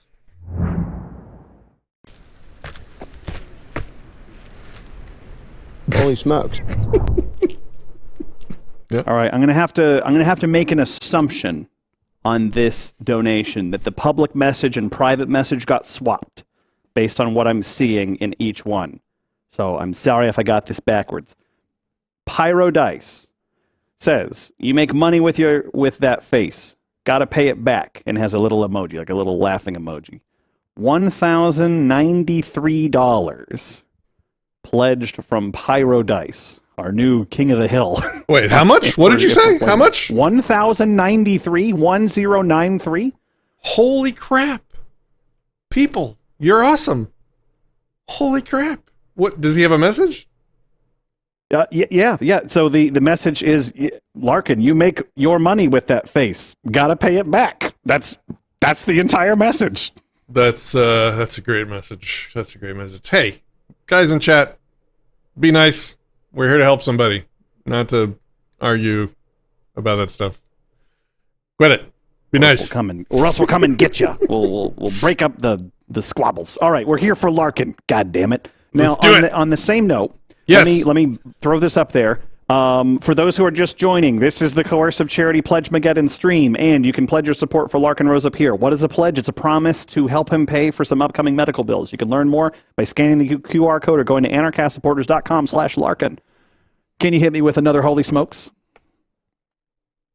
He doesn't know we're doing this. This is a surprise stream, and he's gonna get the money whether he likes it or not, and we're gonna help him because we want his mouth to continue working. I'm gonna keep saying that. Do not super chat. Use the pledge link in the description.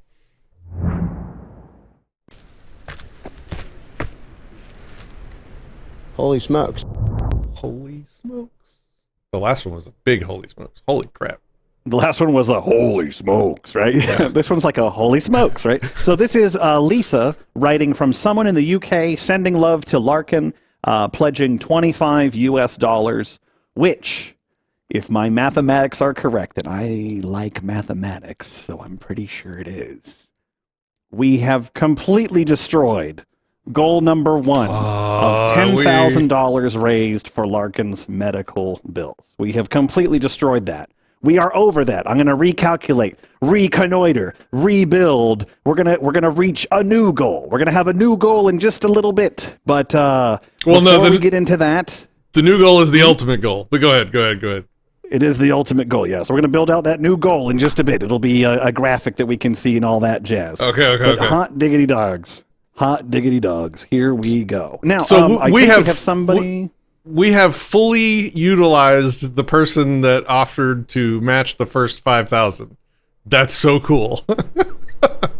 Yes, and the next time we talk about donations, I got some news for you, buddy. I'm working out the details right now. I got some news for you. Okay. All right, we have somebody you wanted to talk to?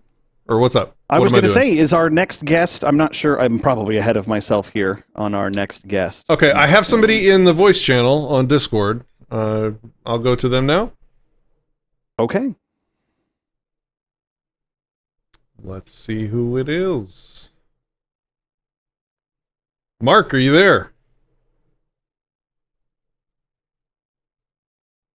Hello, Mark. Can you hear us? Going once. I can hear you. Going twice. Unmute yourself, Mark. It's the little microphone icon. All right, we'll have to come back. All right. Yeah. So that wow. I can't. He's gone. Okay, you're handling him. I'm working it out with him. Yeah. Kason is handling business. Everybody. All right. I'll be right back. So, as we wait for our next guest, who should be joining very shortly, I would like to... Oh, man, somebody in chat mentioned their favorite Larkin video, and I was like, oh, that one's mine too, and now I forgot what it was. Quick, in chat, post what Larkin video we should look at. Oh, no. I know which one. Yes, this one goes out to James Freeman.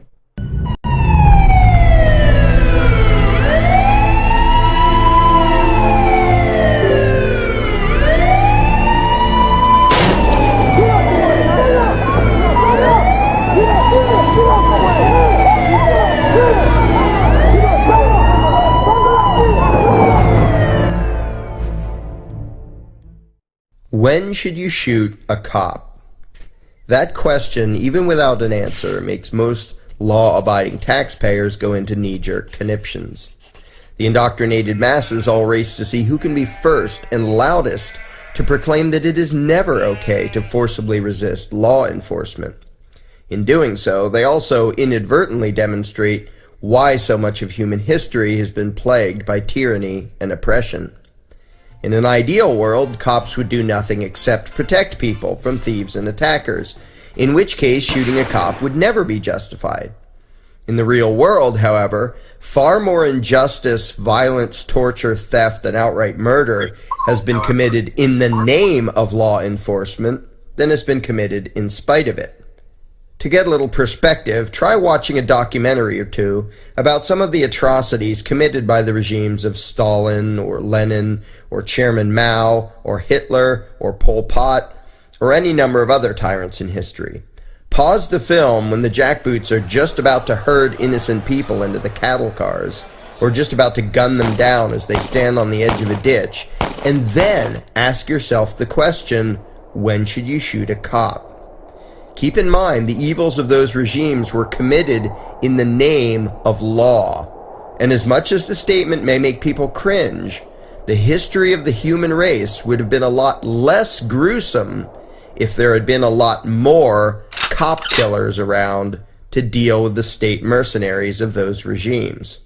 Now, people don't mind when you point out the tyranny that has happened in other countries, but most have a hard time viewing their own country, their own government, and their own law enforcers in any sort of objective way.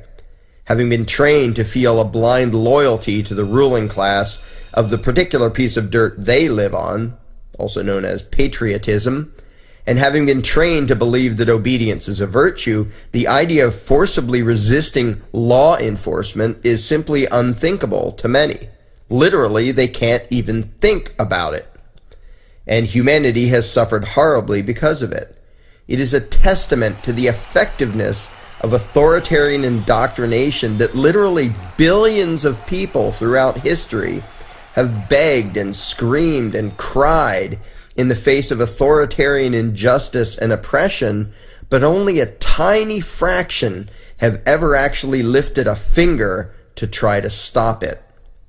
Even when people can recognize tyranny and oppression, they still usually talk about working within the system, the same system that's responsible for the tyranny and the oppression.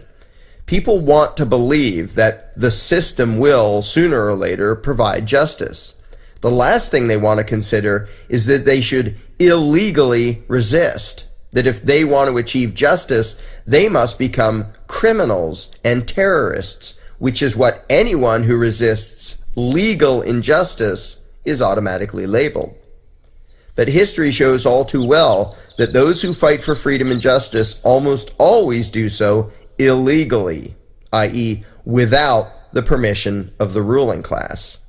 If politicians think that they have the right to impose any law they want, and cops have the attitude that as long as it's called law, they will enforce it, what is there to prevent complete tyranny? Not the consciences of the lawmakers or their hired thugs, obviously, and not any election or petition to the politicians. When tyrants define what counts as law, then by definition, it is up to the lawbreakers to combat tyranny. Pick any example of abuse of power, whether it's the fascist so-called war on drugs, the police thuggery that has become so common, the random stops and searches now routinely carried out in the name of security, such as at airports, border checkpoints that aren't even at the border, sobriety checkpoints, and so on, or any other example. Now ask yourself the uncomfortable question. If it's wrong for cops to do these things, doesn't that imply that the people have a right to resist such actions? And of course, state mercenaries don't take kindly to being resisted, even non-violently. If you question their right to detain you, interrogate you, search you, invade your home, and so on, you are very likely to be tasered, physically assaulted, kidnapped, put in a cage, or shot. If a cop decides to treat you like livestock, whether he does it legally or not, you will usually have only two options: submit or kill the cop. You can't resist a cop just a little and get away with it. He will always call in more of his fellow gang members until you are subdued or dead. Basic logic dictates that you either have an obligation to let law enforcers have their way with you, or you have the right to stop them from doing so, which will almost always require killing them. Politely asking fascists to not be fascist has a very poor track record throughout history.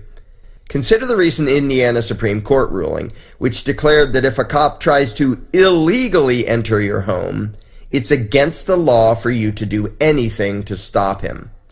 Aside from the patent absurdity of it, since it amounts to giving thugs with badges permission to break the law and makes it a crime for you to defend yourself against a criminal, if he has a badge, consider the logical ramifications of that attitude. There were once some words written on a piece of parchment, those words now known as the Fourth Amendment, that said that you have the right to be free from unreasonable searches and seizures at the hands of government agents.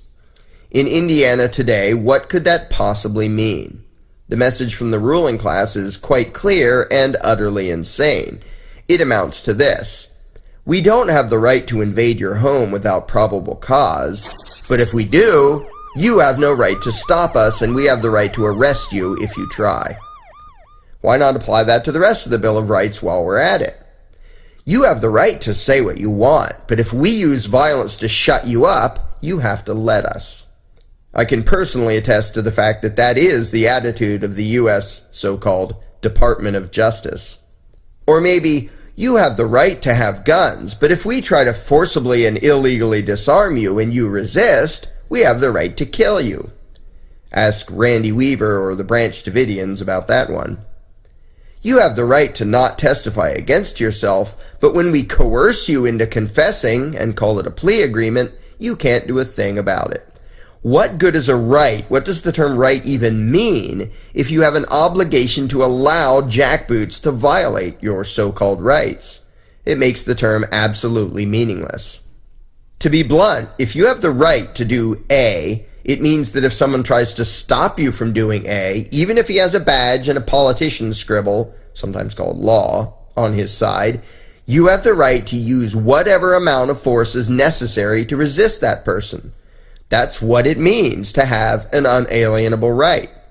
If you have the unalienable right to speak your mind, a la the First Amendment, then if all else fails, you have the right to kill government agents who try to shut you up. If you have the unalienable right to be armed, then if all else fails, you have the right to kill government agents who try to disarm you. If you have the right to not be subjected to unreasonable searches and seizures, then if all else fails, you have the right to kill government agents who try to inflict those upon you. Those who are proud to be law-abiding don't like to hear this and don't like to think about this, but what's the alternative? If you do not have the right to forcibly resist so-called legal injustice, that logically implies that you have an obligation to allow government agents to do absolutely anything they want to you, your home, your family, your neighbors, and so on. Really, there are only two choices. You are a slave, the property of the politicians without any rights at all, or you have the right to violently resist government attempts to oppress you. There can be no other option. Of course, on a practical level, openly resisting the gang called government is usually very hazardous to one's health. But there's a big difference between obeying for the sake of self-preservation, which is often necessary and rational, and feeling a moral obligation to go along with whatever the ruling class wants to do to you, which is pathetic and insane. Most of the incomprehensible atrocities that have occurred throughout history were due in large part to the fact that most people answer never to the question of when should you shoot a cop. The correct answer is when evil is legal, become a criminal. When oppression is enacted as law, become a lawbreaker. And when those violently victimizing the innocent have badges, become a cop killer. So the next time you hear of a police officer being killed in the line of duty, take a moment to consider the very real possibility that maybe in that case, the law enforcer was the bad guy and the cop killer was the good guy. As it happens, that has been the case more often than not throughout human history.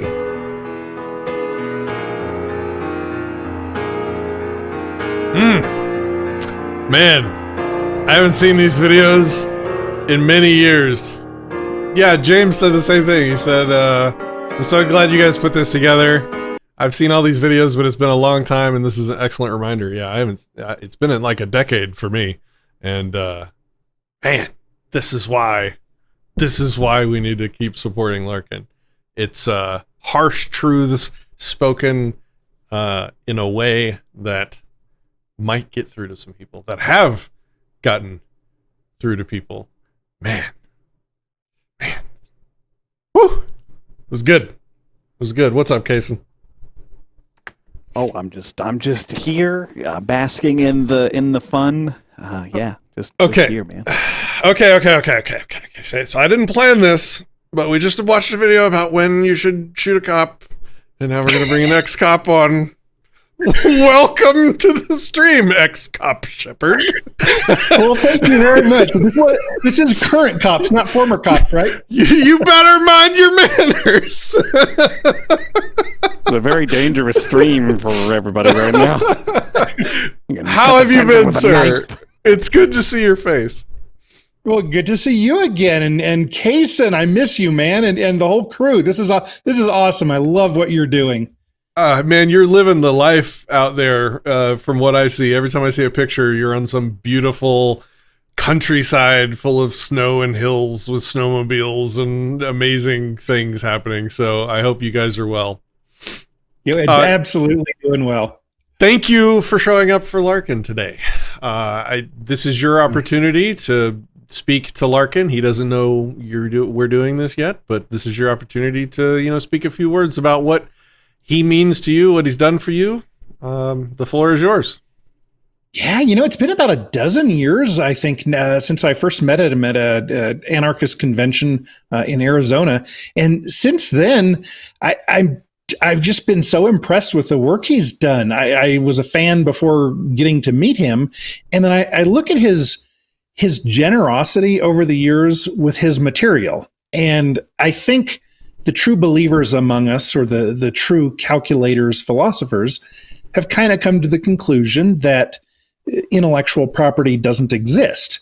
And having said that, I like to show respect. And over the years, I was just jotting down the things that Larkin has freely given, because kind of my attitude is, you tell me I can rip you off, but here's my plan. Is this cool? And then he says, yep, absolutely. That's awesome. Do it. I remember it was about 9 years ago at Anarchapulco. Larkin and I, at the last minute, we put together this island scenario that he was one of his foremost things back in the day. And we put it on and got about 50 people there. And it was just this impromptu thing at the convention. It wasn't planned. And then I jotted a few things down here later. He had this podcast, Snarkin' with Larkin. And then he went another direction, and that was no longer on the air. And he just handed over all of those MP3 files, those podcasts to me. And then I was able to put up, so about half of them so far on SoundCloud, just getting his information out there. The Anarchy Exposed book that has Larkin's name on it and mine, Larkin wrote it. That came from What Anarchy Isn't. And I basically said, Larkin isn't being a sweetie pie. He's not being kind and gentle to people. I'm going to put this in a much sweeter way. And I'm going to come from the perspective of a cop investigating anarchism. And if you look at those two books side by side, Larkin deserves all the credit. Given freely, yeah, go for it, Shepard, do it. And then the last thing was his journals. He allowed me to produce a number of his journals, which are, in essence, his Facebook posts from each year. And I thought there's a chance that big tech might sometime take away all that gold. So I thought, if 50 or 100 of us had something written in paper, that would be neat. He says, yep, absolutely. If it ever starts making money, I've agreed to share that with him. But he didn't care about that. He truly wants to get the word out. I think that's amazing. And then I also wanted to mention, I don't think Larkin would want us to focus completely on him. That's what today is about, but it's the message. And that is something that I challenge anyone to think about. Who has been in this, none of us like the term movement, but in this movement for a long time, who still is in the movement, who hasn't completely messed up on some really important principle and gotten it really wrong, and who continues to bring it. Who's been here over 10 years is just consistently doing that. And Larkin is the man.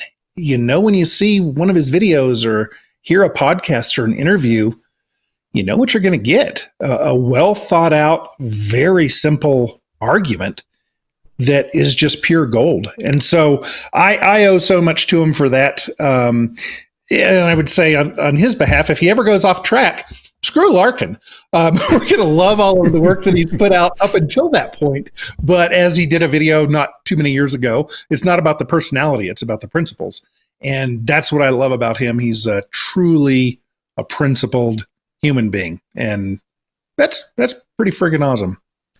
That's a good point, man. Like over the decade that I've known him, you know, anarchist influencers have come and gone. We had Molyneux back in the day. We lost him. Trump round one.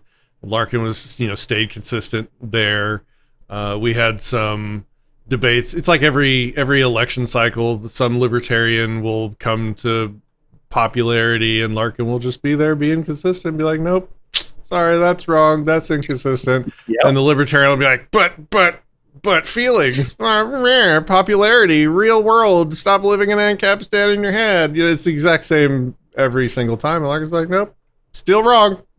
I'm still here and I'm still doing it. And, now we have like all these bordertarian Dave Smith types. It's just like Larkin is sort of a rock for all of us in all of these as the seasons come and go. That's awesome. Yeah. And you had the guest on earlier about Jones Plantation. We had a relative over who's an incredibly brilliant lady, but zero interest in things social or moral philosophy. And we happened to have the script for the Jones Plantation sitting on our end table, and she picked it up and read the whole thing. Here is someone who would have never watched one of his videos or read his book, but all these things that he's done in various ways, he's going out there and touching minds. Yeah. Really good. And he's a nice guy. He's just a nice guy. and oh man, this feels like I get to get him back, because like every chance he gets, he'll brag at me until I blush so hard I almost pass out. So now 3 straight hours complimenting Larkin. Let's go. and I bet he's gonna watch this. He's gonna watch this whole thing back. He's gonna watch this whole thing back, and he's just gonna be cringing the whole time. And I'm gonna, it's delicious. Delicious. All right, Shepard, you had something that you wanted to offer, right? Yes, absolutely. So the books I mentioned, plus the Most Dangerous Superstition, if somebody wants to go ahead and make some donations starting now, anything over $50, make a mention, and Kaysen will get a hold of me with your mailing address, and I will send you these 5 books. That's good for the next 2 donations that are over $50, and I'll send this 5-pack. All right, Kaysen, mark a moment in time right now. The next 2 pledges. Done.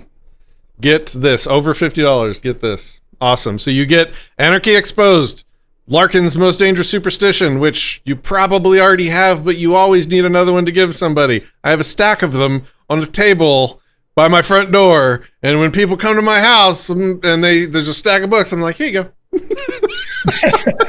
just have that. And then his 3 journals that Shepard has compiled, which are really cool as well. So thank you, Shepard, for contributing your gifts to the donors. I appreciate it. Yep. Well, thank you for doing this for Larkin, and may many U.S. Federal Reserve notes be raised. All right. Is there anything else you'd like to say?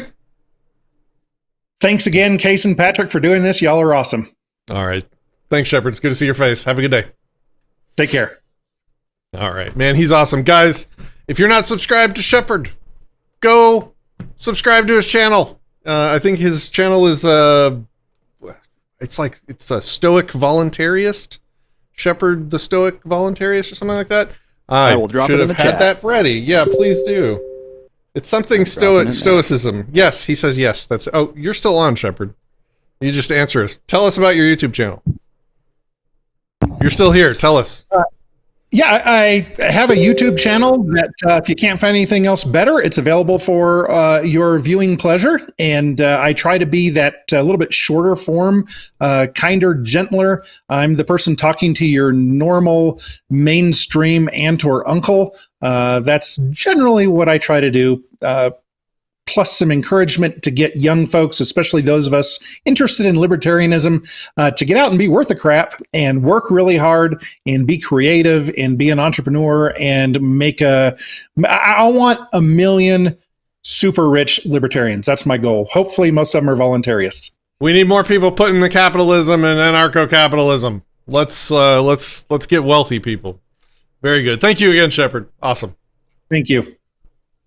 All right. That is now in the chat. YouTube.com/@thestoicvoluntarist. You can check him out there. I have so many windows open right now. It's crazy. People are probably watching. I know. I was just doing a window purge. I was like, there's too many windows. So I want to re-presence the offer that has been made. The gauntlet has been thrown down. If you have that graphic again. Yes, beautiful. So the next 2 people to pledge to donate over $50 US win a set of 5 books mailed to you cost-free. This will, if you live on the other side of the planet, we may figure out a way to do it, but definitely if you're in the US, this will immediately be a possibility. So we are waiting to see who claims those beautiful prizes. Now, nobody has claimed it yet, so you still have a chance to snag it. If you are joining us for the first time this evening, welcome to the Coercive Charity Pledgmageddon stream with Patrick Smith and Kason Bryden. We are raising funds for Larkin Rose. Here's how you can help. Larkin has some upcoming medical debt that is impending. He's got some stuff that needs to get done. Amanda talked about it at the beginning of the stream. You can rewind to learn more about that. So step 1, you visit anarchastsupporters.com/Larkin, or you can scan the QR code that's on your screen right now. Step 2, you fill out the pledge form. Now, a pledge is not I'm sending money. It's I'm promising to send money. We're not going to try to do the accounting and connect with everybody at the same time. That's just too much for 2 guys to handle, right? And then step 3, you'll be contacted after the stream to finalize your pledge, okay? So that is how you can help. Step 1, go to anarchastsupporters.com/Larkin or scan the QR code. Step 2, fill out the pledge form. And step 3, you'll be contacted via email afterwards to finalize your pledge. So let's say that you say, hey, I'm going to use a debit and credit card. The email that comes to you will be about debit and credit card. You say, hey, I'm using Bitcoin or Monero. You will have information related to Bitcoin or Monero. This is why we want to know, how do you intend to donate? That is in the pledge form. Now, on the pledge form, there are 2 sections. One is public facing. That's what we will read out loud whenever you donate. That is, what is the name you'd like us to read? You can totally write anonymous or a pseudonym or whatever. So that first page right there, thank you, Patrick, for pulling that up. Right there, what's your pledge amount? What should we display? And then what do you want us to say on your behalf? On the next page, which we're not going to get into right now, it's basically what's your private information. So that'd be your email, your actual name, how you intend to donate, and a private message for Larkin, a little well-wish, that sort of thing, because he's going to be down and out with recovery and that sort of thing whenever this all goes down. And we thought that'd be a nice extra little thing to, hey, man, here, read some love, read some kindness. Oh, Moose just nailed me. 2 guys, 1 donation. Yes, Moose, if you'd like to get another guy with you, you can do another donation. There you go. Jeez. So all that to say, if you like Larkin Rose's work, if it has benefited you, I found a kind of a poetic justice to this, a cosmic irony, if you will, and that is Larkin has helped free so many people's minds from the belief in the superstition of authority using his mouth. And now those same people who were helped along their path to mental freedom can help free Larkin from his pains, from his suffering. by keeping his mouth working. So he can continue to do the work, right? So it's kind of a virtuous cycle moving up and up and up. So with that being said, we do need that thing, Patrick. We need that thing. Let's do it. Holy smokes. Yep.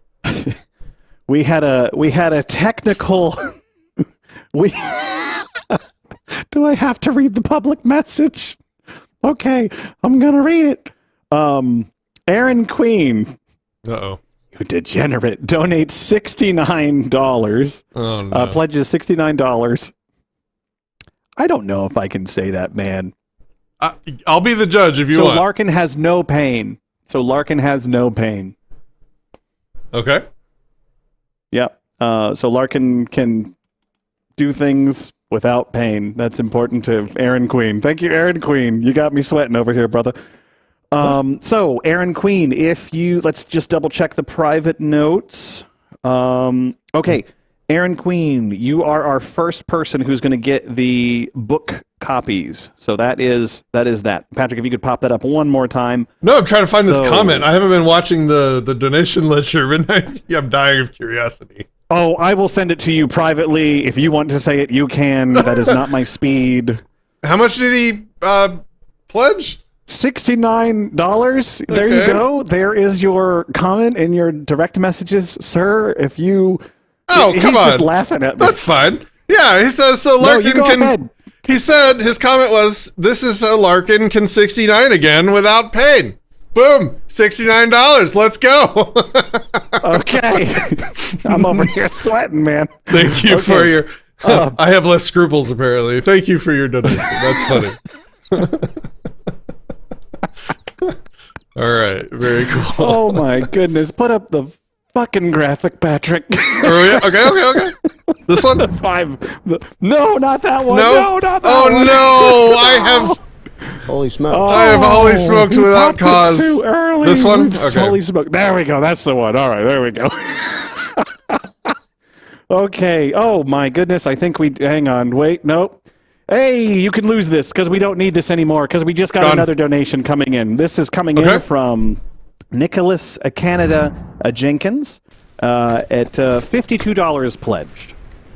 Holy smokes. It's better when I time it perfectly. Pledged. And he writes, Larkin is one of my favorite philosophers next to Friedrich Nietzsche. We had an awesome conversation when we met. So that is great. Thank you, Nicholas Canada Jenkins. Oh my gosh! Hit me again. Hit me. Okay. Hitting, aggressing, coercing, initiating force. Holy smokes. Street Nickel comes in with Larkin deserves this more than anyone I know and pledges $420 to supporting Larkin in his time of tribulation. Thank you, Street. He's active in the Anarchast communities. Guys, if you want to join our online groups, we have a Discord server. Link in the description and the pinned comment if you want to join. And hey, guys, if any of you would like to say nice things about Larkin, join the Discord right now. Hop in the main voice channel. Link is in the pinned comment.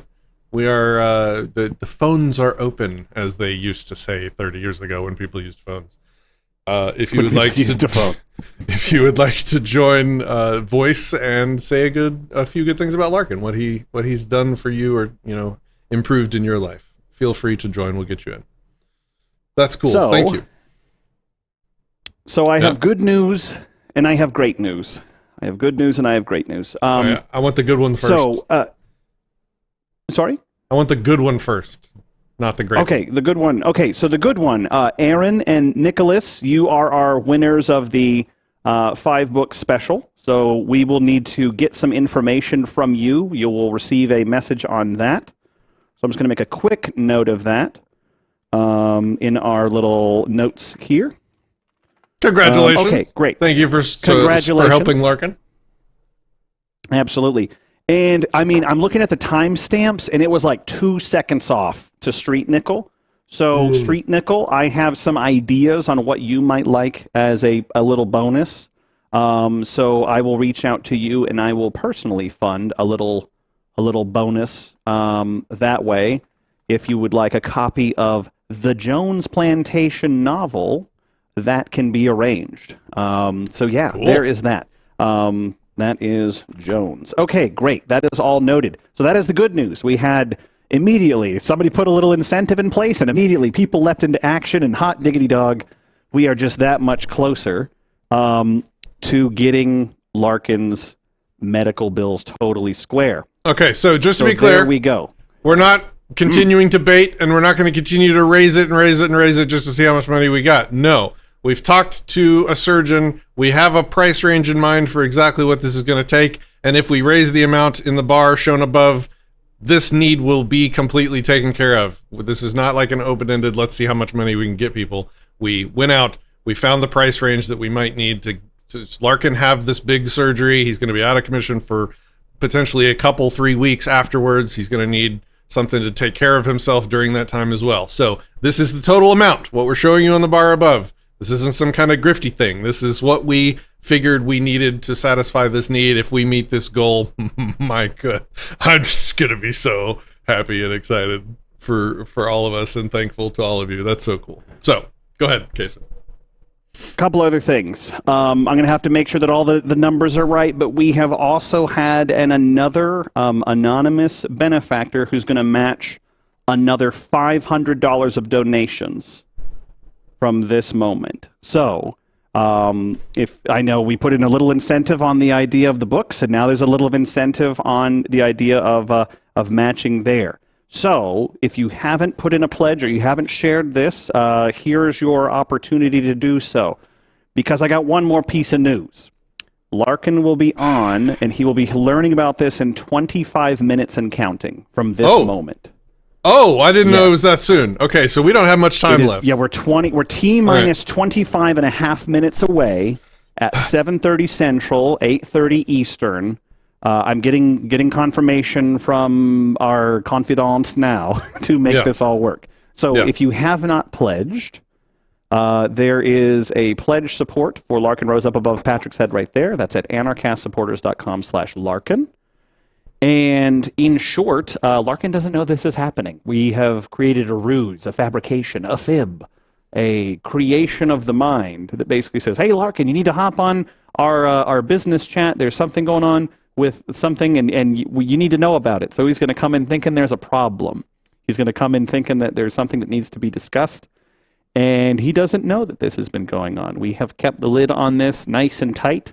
And tried to time it in such a way where he'll be in a information blackout zone. So he's out cutting trees down or some weird hippie thing. I don't know what he's doing. He's being a total man. I guess cutting trees isn't hippie. It's the opposite. Yeah, that's Alpha Chad stuff. He's out kind of the opposite. He's out destroying forest right now. Yeah. You would have a very fully integrated hippie if somebody was like, yeah, man, I mean, I just chop down the trees. They speak to me, you know. So hopefully no one has seen this and spoiled it by messaging him or something. But goodness gracious, golly me. All right, so we have a time, like less than 25 minutes. We have a goal. We have somebody matching the next 500. Let's press onward. What is next on our list? Okay. Here's what we're going to do. The next Larkin video I see in chat, I will watch with you guys. Unless it's like an hour long. And we'll please don't be an hour long. Yeah, we don't have an hour to spare. Give me like a short one. Give me like a 5-6 minute, something quick while we give people time to get their pledges in. Dude, we got somebody willing to match $500. Somebody out there, please soak up that money. Let's soak it up and give it to Larkin. Match that pledge, please. Get it in there. The King video. I don't know what that is. Sorry. Give me something. Give me something to type in here. Come on, I know people out there. While people are considering go ahead. While people are considering that, I'm happy to share something. So, my friends of the internet, there's this man. His name is Larkin, and he is one of those guys that whenever he is going out and helping other people, he says, oh no, put me last. I'm fine. Don't worry about me, right? He always tries to deliver value for value, and he gives away something like 98% of the productive forces in his life. He gives away in the form of free videos on the internet, free communications, etc. He monetizes a couple books. He's got a movie, and he's got a course online. I mean, there's not a whole lot that he does that isn't freely available, because his goal is to help free the minds of people around us and wake people up to the belief in authority, to the religion of statism, to question the whole premise of the system that people are surrounded by every day. Now, he's one of those that would just shake his head and go, oh no, I'm fine, don't worry about me. But on the inside, he's dying. He's dying inside. I've seen him do this in my interactions with him, where he's like, I'll be fine. But then it's like, I'm in pain right afterwards. So we're not letting him suffer. We're not going to let him do that as a community. So if you haven't already, please go to anarchastsupporters.com/Larkin. It's right up here. You can check the QR code, or you can type it in, either which way. And you'll just be presented with the option to, hey, how much money do you want to pledge to help support Larkin in this time? And Patrick, I need you to hit me.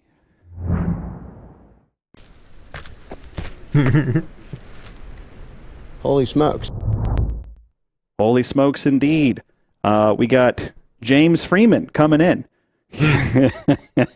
Yo, Mark Larkin, what that mouth do? It speaks truth. Save Larkin's mouth. With a $100 donation from James Freeman, which will be multiplied by a 200 thanks to our benefactor. And Patrick, I need you to hit me in the mouth again. Give me another one. Thank you, James. That's awesome. Hitting. Hitting! Ooh, feels so good. Holy smokes. All right. Up next, we have Jeffrey Howell. Jeffrey Howell with a $100 donation.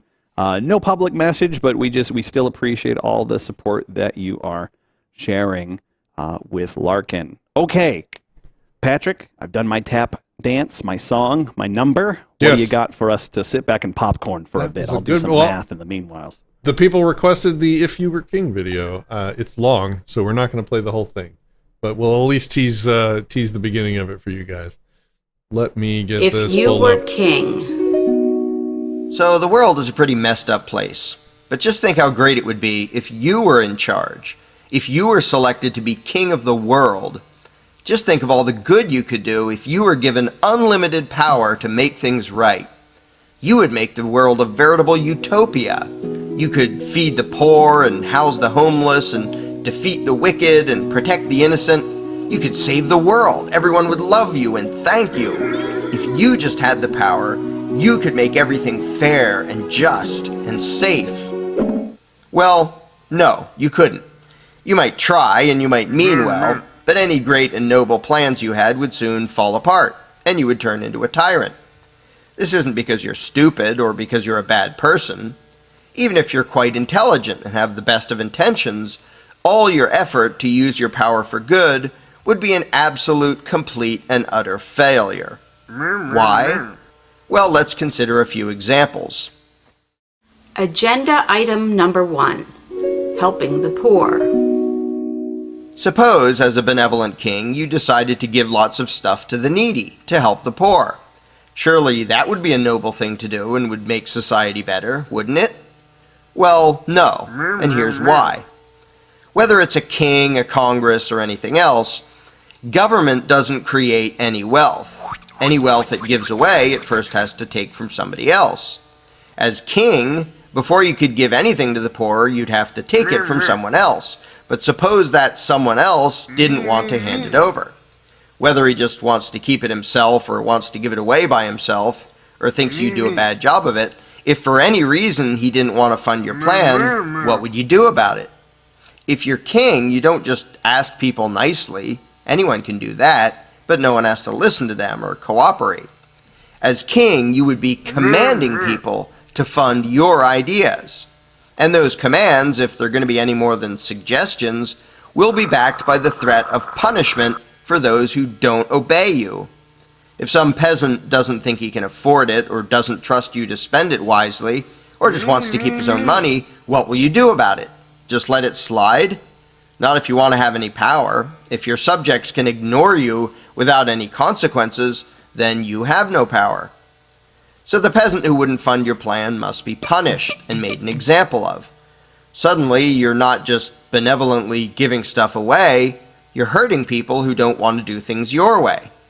Whether you execute the peasant or imprison him or burn his house down or take some of his stuff, whatever, you'll be doing harm to him simply because he wouldn't let you take his money.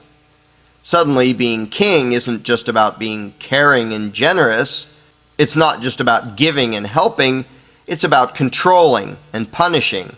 It's about threatening and hurting people. Agenda item number 2. Serving the common good. Next, maybe you'd want to build public schools so your subjects' children could get a good education.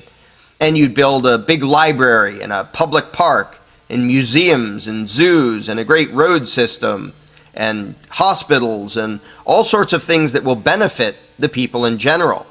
And your people will love you for being so charitable and thoughtful. But again, how do you pay for it? Kings don't get castles and piles of gold by working hard. They get those things by taxing their subjects. Every penny you spend, whether you're spending it on yourself or on so-called public projects, you first have to take from your peasants. In reality, you're not giving them anything. You're merely spending their money for them. What if they wanted to spend it some other way? Well, if you let everyone spend his own money, you would have no power. Asking nicely won't do it.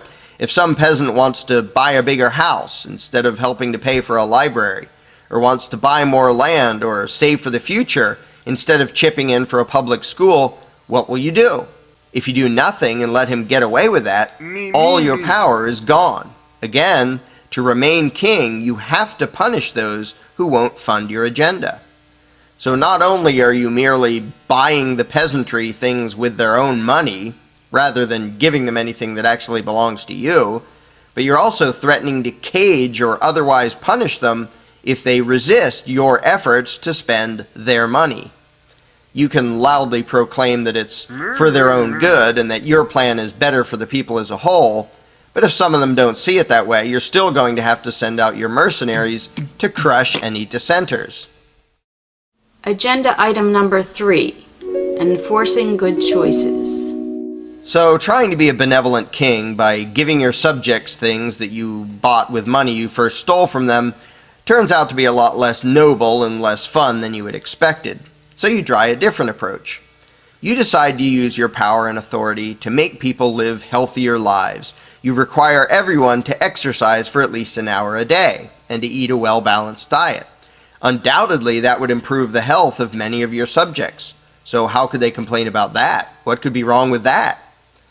Well, what do you do if somebody disobeys? If some peasant won't eat his vegetables, what do you do about it? Ask nicely? Being in charge isn't about asking, it's about telling, it's about commanding. And a command isn't a command if there are no consequences for disobedience. So the non-compliant would have to be punished. Whether you take some of the peasant's money and call it a fine, or put him in prison, or have him publicly flogged, you will have to intentionally and publicly hurt him one way or another simply because he wouldn't follow your advice. If you ban smoking or drinking or using drugs or eating too much candy, there have to be adverse consequences to any peasant who disobeys. No matter how good you think your suggested choices might be, you're going to have your mercenaries forcibly punish in one way or another those who refuse to make the choices you think they should make, the choices you tell them to make. As a result, suddenly you're not just a helpful leader, you're a vicious thug. Even if the choices you're forcing people to make are what they should be choosing on their own anyway. Suddenly your good intentions, when combined with the exercise of power, become acts of violence. And suddenly your victims, I mean your subjects, don't seem all that appreciative anymore. In fact, they seem to resent you, and you're supposed... I feel like we gotta pause to make sure that we recognize anybody who has donated before we get to Larkin call in 12 minutes and 38 seconds and counting. We got a new pledge coming in.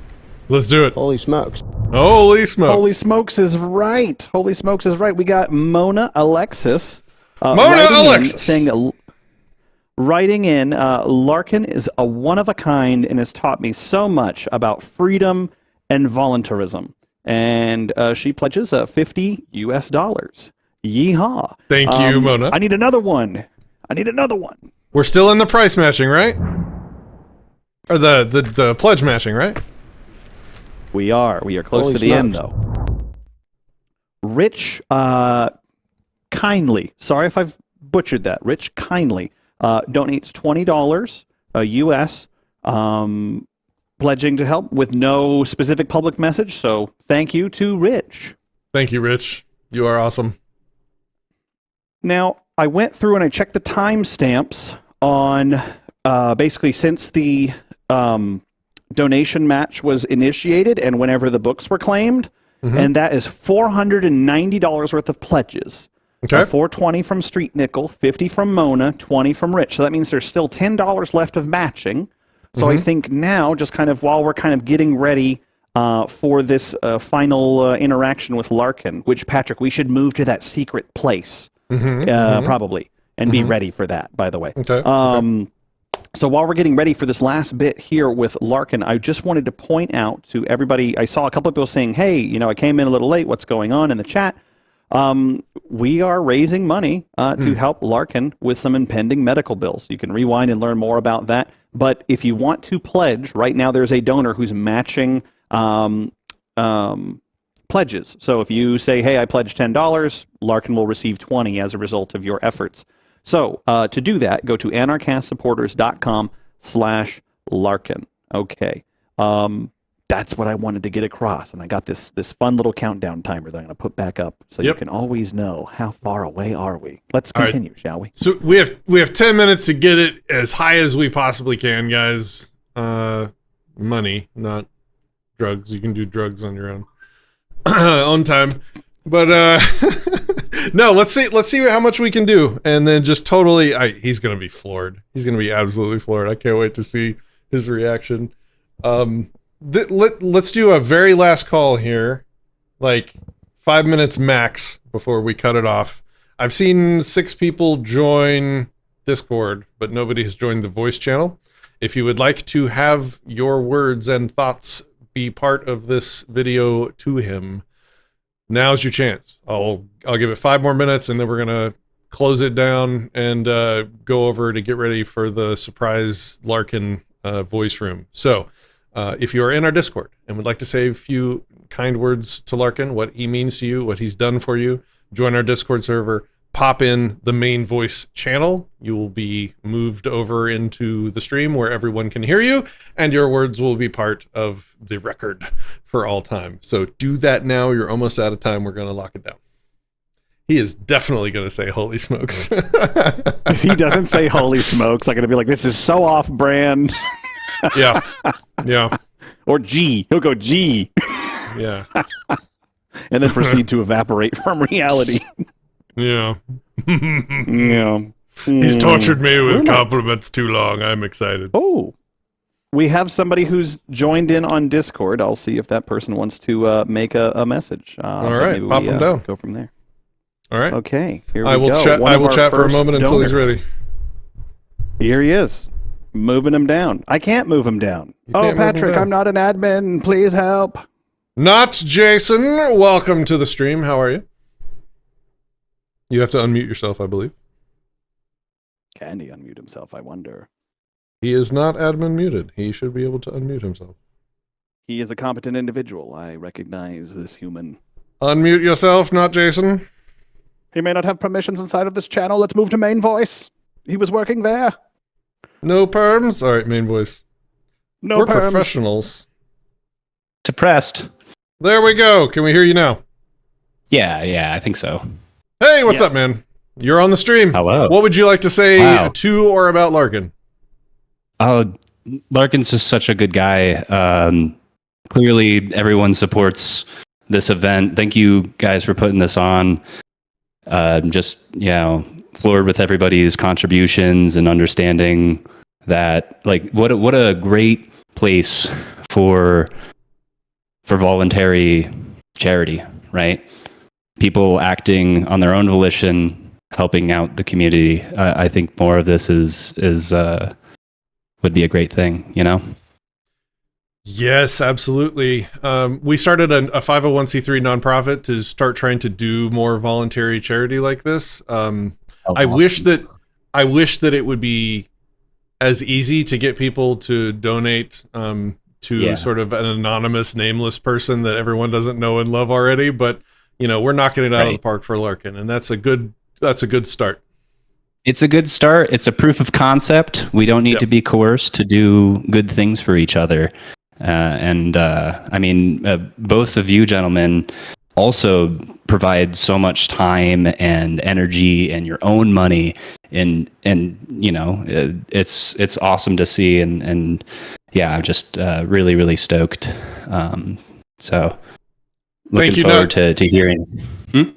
Thank you, not Jason. I appreciate it. Is there anything else you want to say to Larkin? I would be curious to know what his first solid meal will be after the dental work, if that has not been asked already. So it's a question. What is your first meal going to be? Okay. I'll try and remember to ask him that. Who's next? Written. Mark? Mark, you want to unmute? It's at the bottom left. I believe I am now on mute. Success. All right. All right. Let me see if I can pop you out so that we can get you on stream here. All right. Welcome to the stream, Mark. How are you? Thank you. I'm great. Thank you. Something really great there. You guys are awesome. Larkin's awesome. Well, Larkin means to me, as you know, I became an anarchist in 1970, whatever. Nothing much changed for me. I mean, I kept my principles, but when I discovered Larkin somewhere around 2018, he cracked the code. It wasn't just about the state. It was about the myth of authority, the root of the state. That changed everything for me. That got me onto Substack and writing essays, and eventually got me right now to where I'm doing a podcast called The White Pill Box. That happened because of Larkin. Simple, straight up. Thank you, Larkin. Very good, Mark. Thank you for taking the time to join us and say that. It's good to see your face. We'll have to talk again soon. Kareem, I see you in the voice channel. If you can hear me, please unmute yourself, and you're welcome to say some words to Larkin.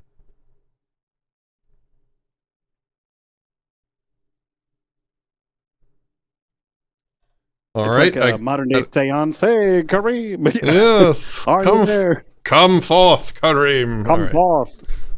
He's deafened in Discord, so he might be listening to us on a delay on YouTube, but I think we're about out of time on our end. Okay. So we should probably boogie over to that other place. So. All right. Okay. Oh, this is going to be exciting. All right. Oh, yeah. There we go. Secret voice channel. I can't find it. Is it the one called private? It is the private one. Yes. All right. Boom. I am in there.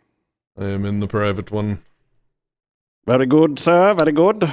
Okay, so I'll hide this little message here because there's no more discording special wishes at the moment. But yeah. So, I mean, what did we learn? What did we learn today, Patrick? I learned I married the right person. She just brought me more coffee and a bunch of banana bread.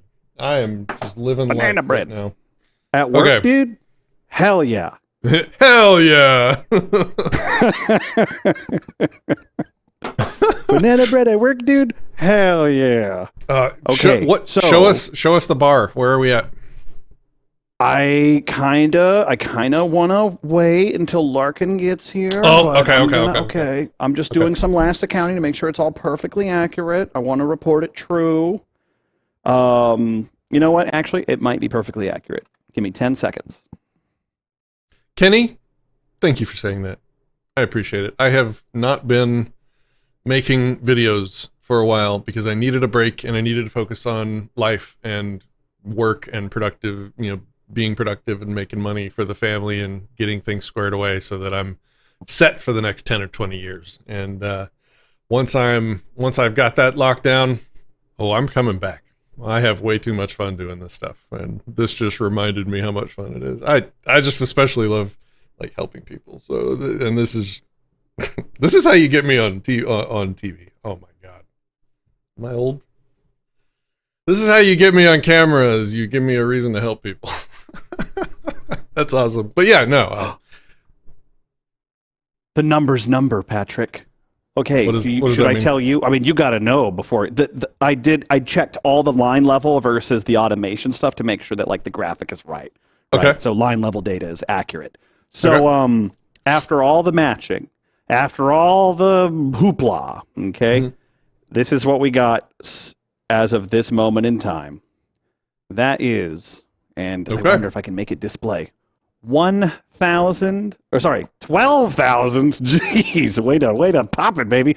$12,354 raised for Larkin's medical everything's coming up. So cool. You guys are awesome. So if anybody wants to throw in one more pledge, I'm not going to say no to that. I'll pop it up for just a little bit longer over here. James is asking if people can still. James is asking if people can still donate after the stream is over in case they missed it. I think we leave this open until midnight tonight, and then we shut it down and start contacting people. So we can contact people. I'm gonna disagree with you, Patrick. This is the first disagreement you and I have had in a long time. We can keep the pledges open for like 1 week. Beyond this, we don't want to. Someone has arrived. Shall we unmute? It's time. To Discord. It's time, everybody. Well, we should tell him to open YouTube so he can see the amount or something. Like, what should we do?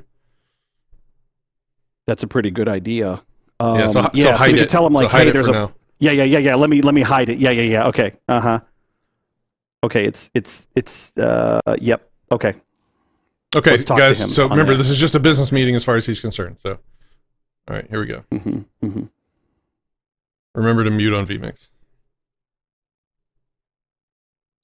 Larkin, you there? What's up?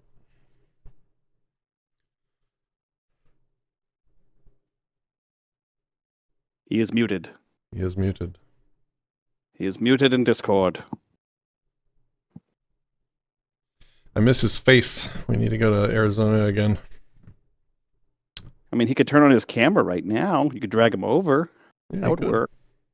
In a pinch. Hey, Larkin. Can you hear us? We see your camera's turning on, but we don't hear you. That'll be. See us? Okay. So, yep, I'm going to walk you through this. So, bottom of the screen, mouse, there's a droppy down arrow for the microphone. Yeah. Hit that and make sure it's set to the appropriate input device, because I don't think we're hearing you at all right now, Larkin. Is that true, Patrick? I do not hear him at all. Yes, nor do I. I also do not hear him. We see you, which we like seeing you. Yeah. We do like that. We can see your face. Yes. The face. We can definitely see your face. Yes. But we don't hear you at all yet. We can see you mouthing words. This is so fun. You guys are awesome. Grumpy Thanks face. for helping make Yes, this happen. This is good. He's looking disbelievingly. Okay. The man has the best grumpy faces. Oh my goodness. Would you like me to call you on the cell phone and walk you through this old school Barney style? Looking cell phone over there. Yes. Okay. Calling on the cell phone. I'm going to mute out for a sec just so you don't hear me twice. All right. God, this is comedy gold.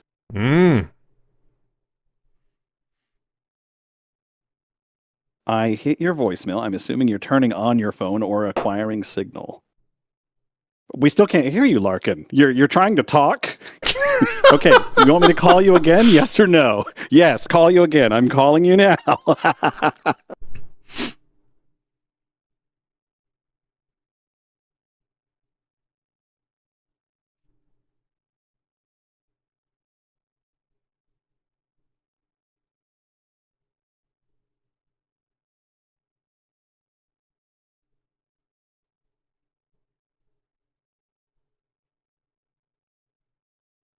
Sorry, guys. We're professionals. We got this.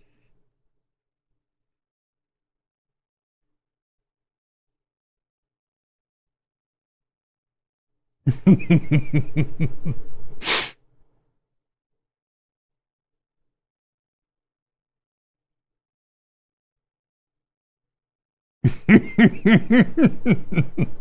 we're going to refresh.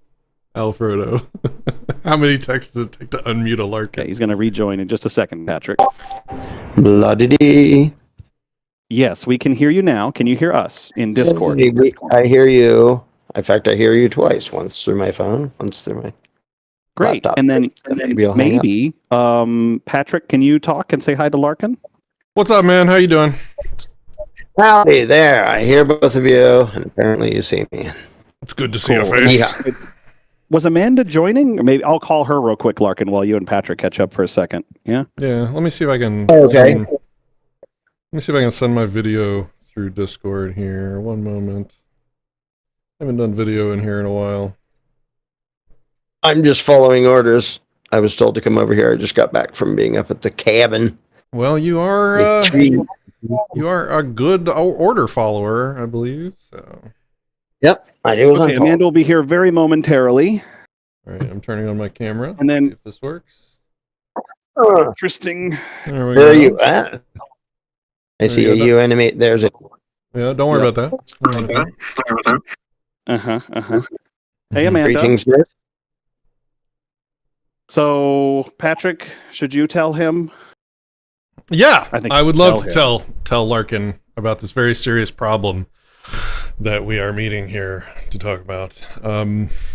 So we have this guy. He's done a lot of stuff, like activist stuff for like voluntarists or whatever, and he keeps having he has this medical thing that might be like risking him being able to continue doing good voluntarist activist stuff. And so what we're thinking about doing is like running a live stream for him where we just get a bunch of people to donate. And we were wondering if you would be interested in helping us out with that. I can do that. Is it somebody I know? Yeah. I think you've met him. His name is Larkin Rose. Oh, you possum. Huh? I said, oh, you putz.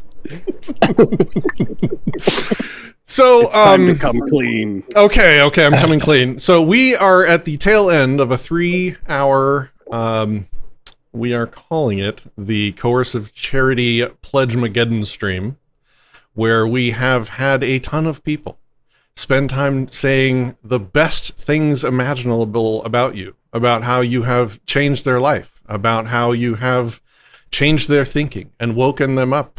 And we've had Andrew Trelia, we've had Shepard, we've had all sorts of people on. We've had pledges taken to help you with your issue. And we are going to drop a money bomb on you against your consent, or with it, But if you don't consent, it's fine. We're going to do it anyway. And we are going to...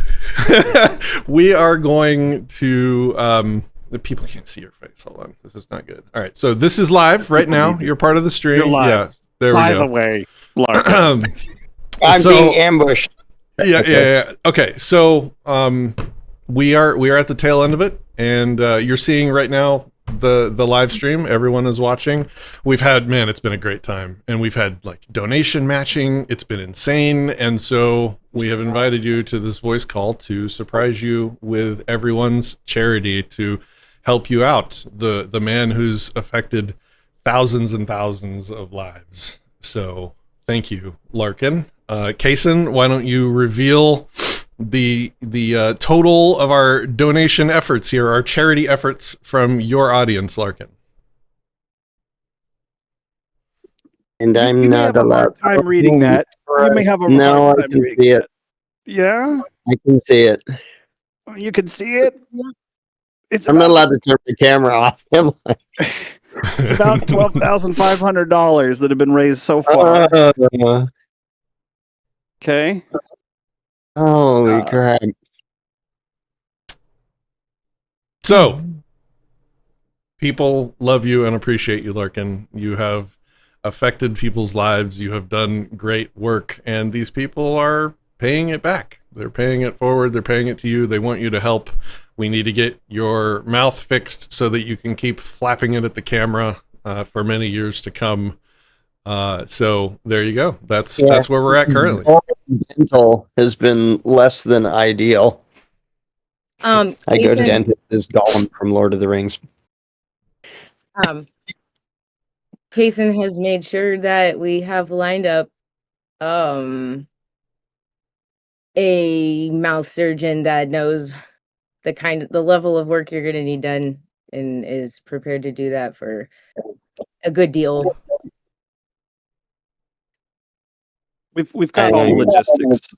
We'll talk. I don't even know what to say.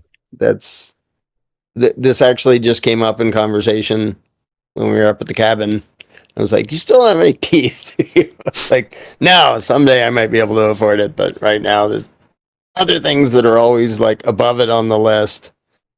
Even though I know that not having teeth is very not good for a number of different systems, but like health systems in the body. So I can finally say it. I'm not crying. You're crying. yeah, I'm crying a little bit. I say it all the time. It's just true now. Sorry, babe. Sorry, I pulled a fast one. This is your doing. I've never seen him speechless before. Everybody, this is a new thing we're seeing live. Yeah, I don't. It's weird because I don't. I hate asking for help even when I need it, and I massively appreciate it when I get it. And this is, I don't even know what to say about it. Like I literally can't remember how many years old this fucking thing is. And the fact that it's still in one piece is a freaking miracle.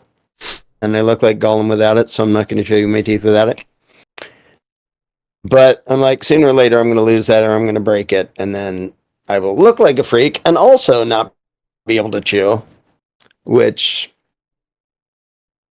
forever it's just been a thing that maybe some freaking day I'll have teeth again. So if there were two words that you could say to describe your feelings right now, what would they be? And you will be judged on this. Forever grateful. Oh no. Okay. Listen, this is what works. Well, I can't show it to you right now because we're on Discord. You were supposed to say "Holy smokes." Holy smokes! Oh, okay. You probably have a button somewhere that says "Holy smokes." Yeah. Well, I don't think "Holy smokes." Like I say "Holy smokes" about a bunch of things. I don't think "Holy smokes" rises to this level. So I don't think "Holy smokes" would even come close to sufficing as a response to this. Cool. It's so. Go ahead. There's good news. Okay. Larkin, there's a bunch of messages, but here are some of them. Okay. Kenneth wrote, "This is one of the most important things in the world to get done," and pledged $500. Okay. Moose wrote, "People ask who will help those in need without government. As they say, actions speak louder than words," and he pledged $1,000. Punk Rock Libertarians wrote that Larkin has earned whatever support he needs and pledged $500. Sherry Voluntary wrote that Larkin taught me many years ago that I'm the boss of me all the way and it changed my life. That knowledge was invaluable and I'm happy to give a little bit back, and pledged $100. There are so many messages that you're going to be receiving in the coming days that just demonstrate that you are worthy of receiving this because of the effort that you've put forth and because of you refusing to, as you say, Gollum's your alter ego, but you never took up the ring of power, right? You let it stay there, come hell or high water, and you could have and you didn't, and that makes you one of the best of us. So that's what I wanted to say to you. Holy smokes. Yes. Also, I'm not going to say anything except I already told you all of this, babe, because I already told you ahead of time that this is what everyone thought and was going to say. So I get to say I fucking told you so. Ha. I'm gonna like in appreciation for this ridiculous level of generosity. Amanda and I years ago have talked about the fact that I think part of what drove me to do what I do, oh, Christ, more, is never feeling like I'm enough, like I've done enough, like I'm good enough, and all that. And at some point, I decided if I could suddenly feel like I was good enough, I'm not all the way sure I would keep working the way I think I should. So I'm kind of glad, in a way, for what is not really a healthy psychological state to be in, of feeling like I always should be doing more and all that. But feeling like, well, if that drives me to do some stuff that I otherwise wouldn't have, then okay. Then I think I'm kind of supposed to be doing this, and this is... But that's what makes it, and I know some people in this discussion know what I'm talking about, that's what makes it sort of uncomfortable to be on the receiving end of this level of appreciation and generosity, is the immediate thing of, well, this is too much. Like, I don't feel like I earned that. And it's weird because I very much appreciate it. I still don't feel like I earned it, but thank you very much, and I will be happy to have teeth. Yes. As Sherry C says in the comments, action item number 1, get mouth fixed. Action item number 2, continue running it. So there you go. Yeah, and that I would do it even if I had to do it like this. Furthermore, sounds like somebody it's who nice really if I don't. likes I think I have a little more credibility if I don't sound like a 90-year-old redneck with zero. Let me tell you about the government.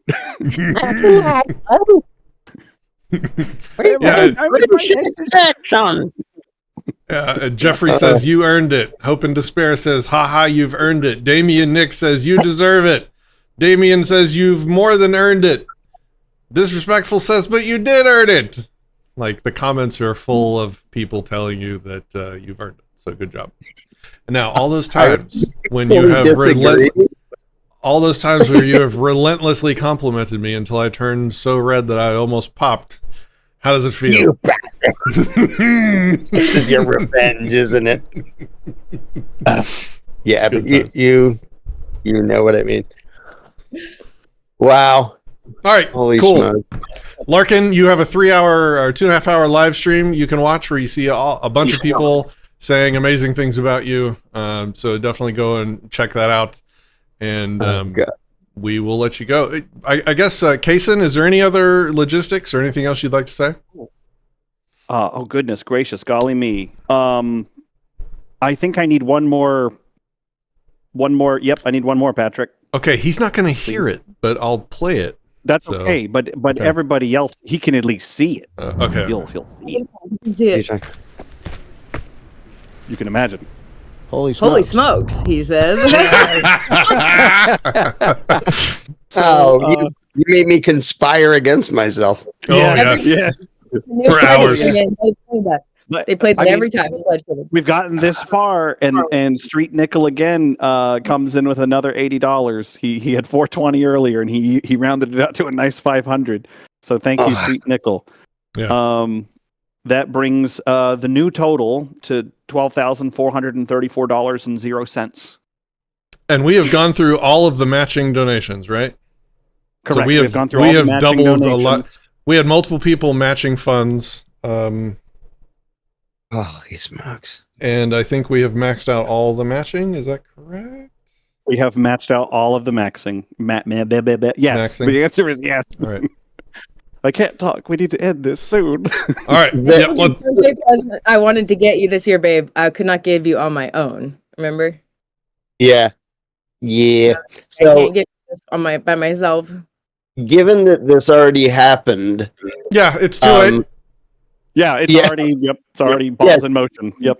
Given that this already happened, I want to say a couple things that show how important and significant it is that I would not talk about in public because it would sound like me asking for help. I almost can't chew anything. Like in the teeth, I still have in an area where they're lined up with each other. One of them has a toothache because it's probably infected. And it has been many, many years since I had an actual mouthful of teeth that I could actually eat. And I always had to think, this sucks so bad, and I'm not going to mention it. Hopefully something will happen at some point, and I can get some freaking teeth. But I want to, like, given the generosity that people, now I'm happy to let people know how freaking serious it was. And I would get like deep toothache and have to like pile in the vitamin C because like a deep tooth infection is very bad. It can freaking kill you. And I'd had enough of them to know that and know how predictable that is. And like, well, I'm not going to bellyache about this in public. But given the generosity that's already happened, I want people to know kind of how serious it was and how much it means to me. It's not, oh, I had a couple cavities and thanks for it's. Yeah, it sucked. It sucked bad for many, many years. And I just hugely appreciate this ambush, though it may be. Tactical charity bombing. That's right. All right, so we had a question from one of the donors that they were curious after we revealed it to you. After you have completed the surgery and recovered, what will be your first meal once you can use your mouth again? If you say mushroom Swiss burger, I'm gonna slap you. Probably a mushroom Swiss burger.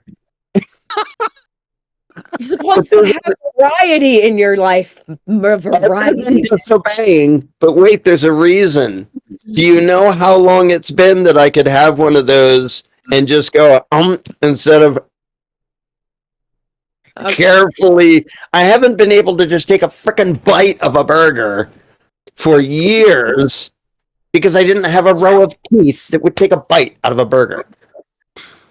So I would do that, not because the meal is drastically different, but because the ability to take a bite out of it will be drastically different. You know, I cook a mean filet mignon. I'm just saying. Yeah, I might settle for that.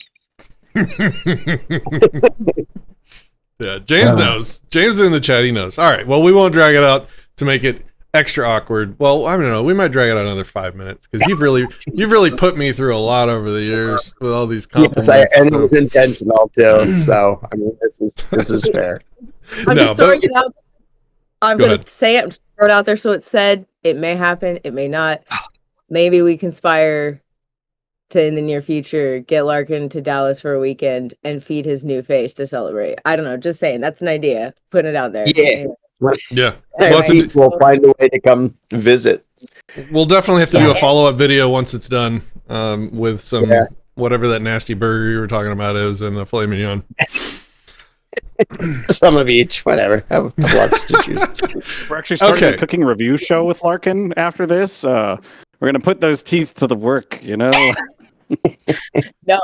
Check the donations, Kason. I am checking. Survey says. I think they're still coming in. We have. There is. Yes, there is. Yes. So you know what we need to do, Patrick. Holy smokes! Holy smokes! There it is. So Jonas writes, "Love you, man," and drops in $100 into the bucket, which brings our new pledge total to $12,534.00. So we cracked 12.5 tonight. Mission accomplished. Yes, you see what you guys are doing to him? Donate! This is delicious! I have a question for Kason that maybe Kason knows, maybe he doesn't.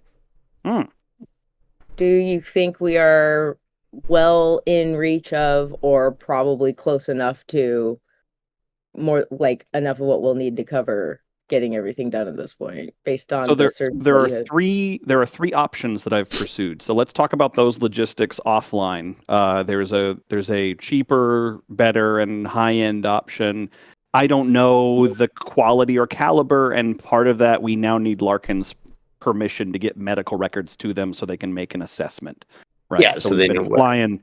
Yeah, because they're just like, based on what you're telling me, this and that and this and that. So hey Larkin, will you comply? The answer is yes. The answer is I yes. will Help us. Okay, great. Perfect. We got I will No, voluntarily Kason, comply. no. You will comply. That's That's how right. you say it. Boy, you That's how will. say it. Very good. Alfredo You says will one does not. voluntarily comply. Alfredo says one does not simply settle for one of Patrick's filet mignons. That's right. That's right. He's had them. And Cap Gamer, right. yes, you've had one as well. Sherry C, yeah. Man, a lot of people have eaten my steak. This is awesome. Love it. Wow. Cool. All right. All right. So anything else from the yeah. So for the viewers, let's how long, Kason, do you plan on leaving this open for people that watch the stream after it's over? At least until tonight, right? Yeah, of course. Of course. And what I will say is that we shall at the very least leave it open for 24 hours for additional pledges to come in, because there is one tier above this that might be more helpful, but it involves some travel costs as well to get him in and out of where it is. So all that to say that we can follow up with pledges for at least the next week, so we know this is the budget that we're working with. So what we're going to do coming out of this is we're going to email everybody who's made a pledge based on the type of pledge that you said that you would do. Oh, I said debit and credit. Okay, there'll be a link for debit and credit. Oh, I said crypto. Okay, there's a link for crypto. Because I need to correlate with Larkin, like what your crypto address is, my guy. For those who said things like other and filled in things, we will go through. So be looking for an email from support@anarchast.com in your email address. There should already be one there now, but we've been doing things, so I cannot confirm or deny. There should be one there now from support@anarchast.com, and there will be a follow-up from there. And we will follow up with everybody who has pledged. And yeah, we'll go from there. Onward and upward, everybody. So put a date on it for people watching the video in the future. Until what day and time? You want to say Sunday the 13th at midnight? July 13th, 2025 at midnight. Yep. So anything that is pledged between now and then shall be good. After that, we'll close down the form, and we will have a nice, big, happy, smiley Larkin at the end of all this. And, we'll do follow-up videos so that you guys can keep, stay caught up with what's going on after all this. We're not just going to drop you in the dust and move on. All right, cool. So the last thing I'll say is that Larkin, the first time I met you, I was at a Candles in the Dark. I'm trying not to cry right now, so give me a second. Deep breath. Better you than me. All right.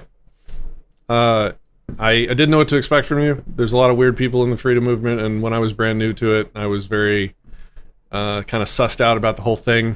And when I met you at one of your events, you were a very normal guy, and we need more very normal guys if we want normal people to give us a chance to hear about our ideas. You were that guy for me, and I appreciate it. Thank you very much. Keep doing what you're doing. Okay, so Larkin, I'll let you close the show, and then we'll thank you to, well, actually, first of all, let me just say to everyone that watched, to everyone that pledged, thank you very much. You shall not continue. You must stop. I need to be hit one more time, it seems. Everybody is getting in right now. This is my favorite button. This is my favorite button as well. I did not give my consent to use my image.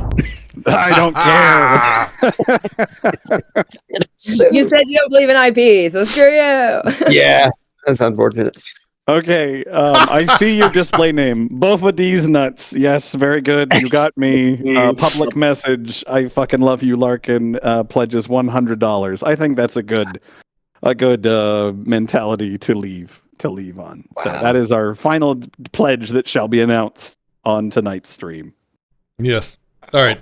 Thanks everybody that participated, that watched, that chatted, and especially the people that pledged.